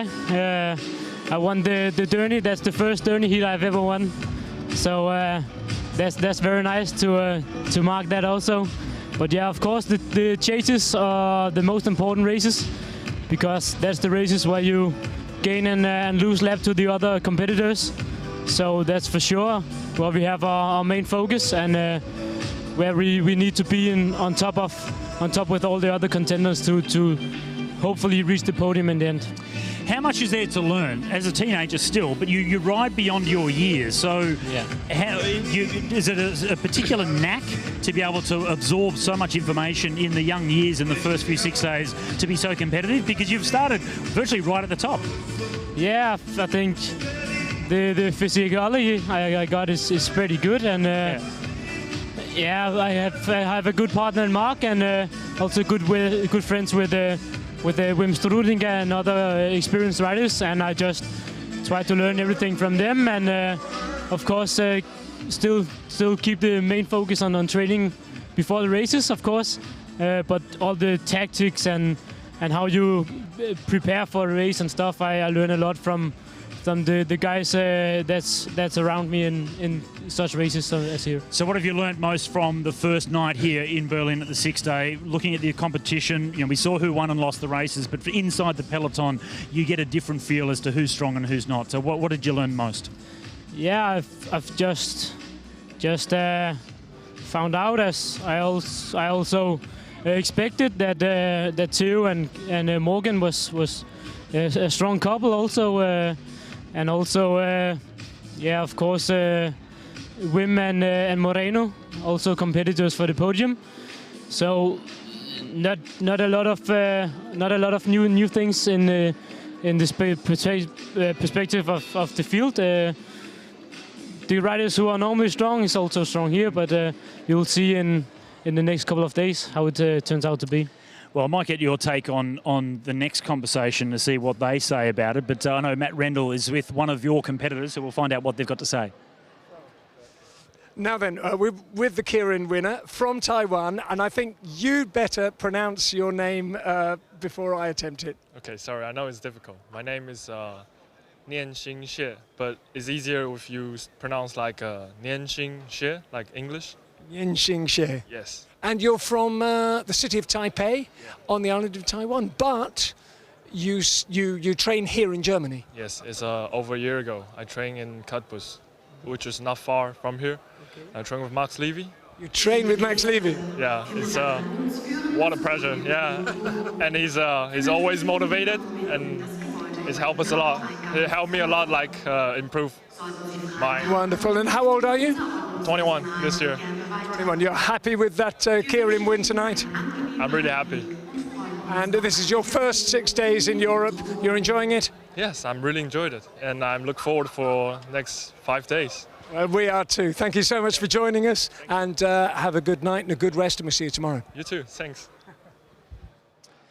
Well, one of the sprinters, so not exactly one of your competitors, Ollie, unless you want to go and do the sprint competition as well. But it's impressive to see some young riders from non-traditional cycling nations like Taiwan. Yeah, I'm very impressed by these riders. It's impressive to see that it's not only the Netherlands and the Belgian guys and stuff who's fast on this track, and also every other track. It's nice to see that it's all around the world, actually. Absolutely, so many young riders, including yourself, Oliver, only 19. But Denmark certainly is a very traditional track cycling nation. They've got an incredible team pursuit squad that's looking very good for the Olympic Games coming up later this year as well. I'll be certainly taking a look at Oliver's performance over the next 5 days, because we've only had one. It's a 6-day competition. It's very, very difficult. And we can have a look at what's on store for day 2 here at the Berlin 6-day. So many races that are similar to what we have seen already, but it's such a difficult performance every night, maximum efforts, race after race. So it certainly will be a challenge to judge your effort over so many days. It's different to see some of these riders at track World Cups and World Championships that pop up, but over 6 nights of competition, it's very different. We will see the women start with a team elimination, so team events for the ladies on the second night of competition, as we saw with the men tonight. The men, they start with the Madison Chase, same as it was tonight. The sprinters, as we see each night, they come out and do their flying lap. The Dernies and sprint finals as normal. Team elimination, as we saw tonight, one of the most important races for the men's competition. And the women, for the first time, they'll come out and do one of their own Madisons over 20 kilometres. So always interesting to see that. Chatting to Katie Archibald tonight, she enjoys doing the Madison events as well. Kirin for the sprinters, 7 riders on the track, more than we've had at most of the 6-day events or even of the international events like the World Championships. So that'll be great to see all of the fast men on the track at the same time. And the final event of the night, though, slightly longer. So 30-minute Madison Chase. There were 2 20-minute Madisons tonight. They'll have 1 20-minute to start things tomorrow, and then a slightly longer Madison to finish off the second night of competition. So certainly a big night of competition on the second day here at the Berlin 6-day. Only 1 down, still 5 more to come, but we're certainly looking forward to an incredible second night of competition. If it can match what we saw on the opening night, well, it certainly will be just as thrilling. The riders will certainly start to get a little bit more tired, and that will certainly create a little bit more action on the track indeed. So we hope you can join us for the second night of competition here at the Berlin 6-day. We look forward to it. We'll see you then.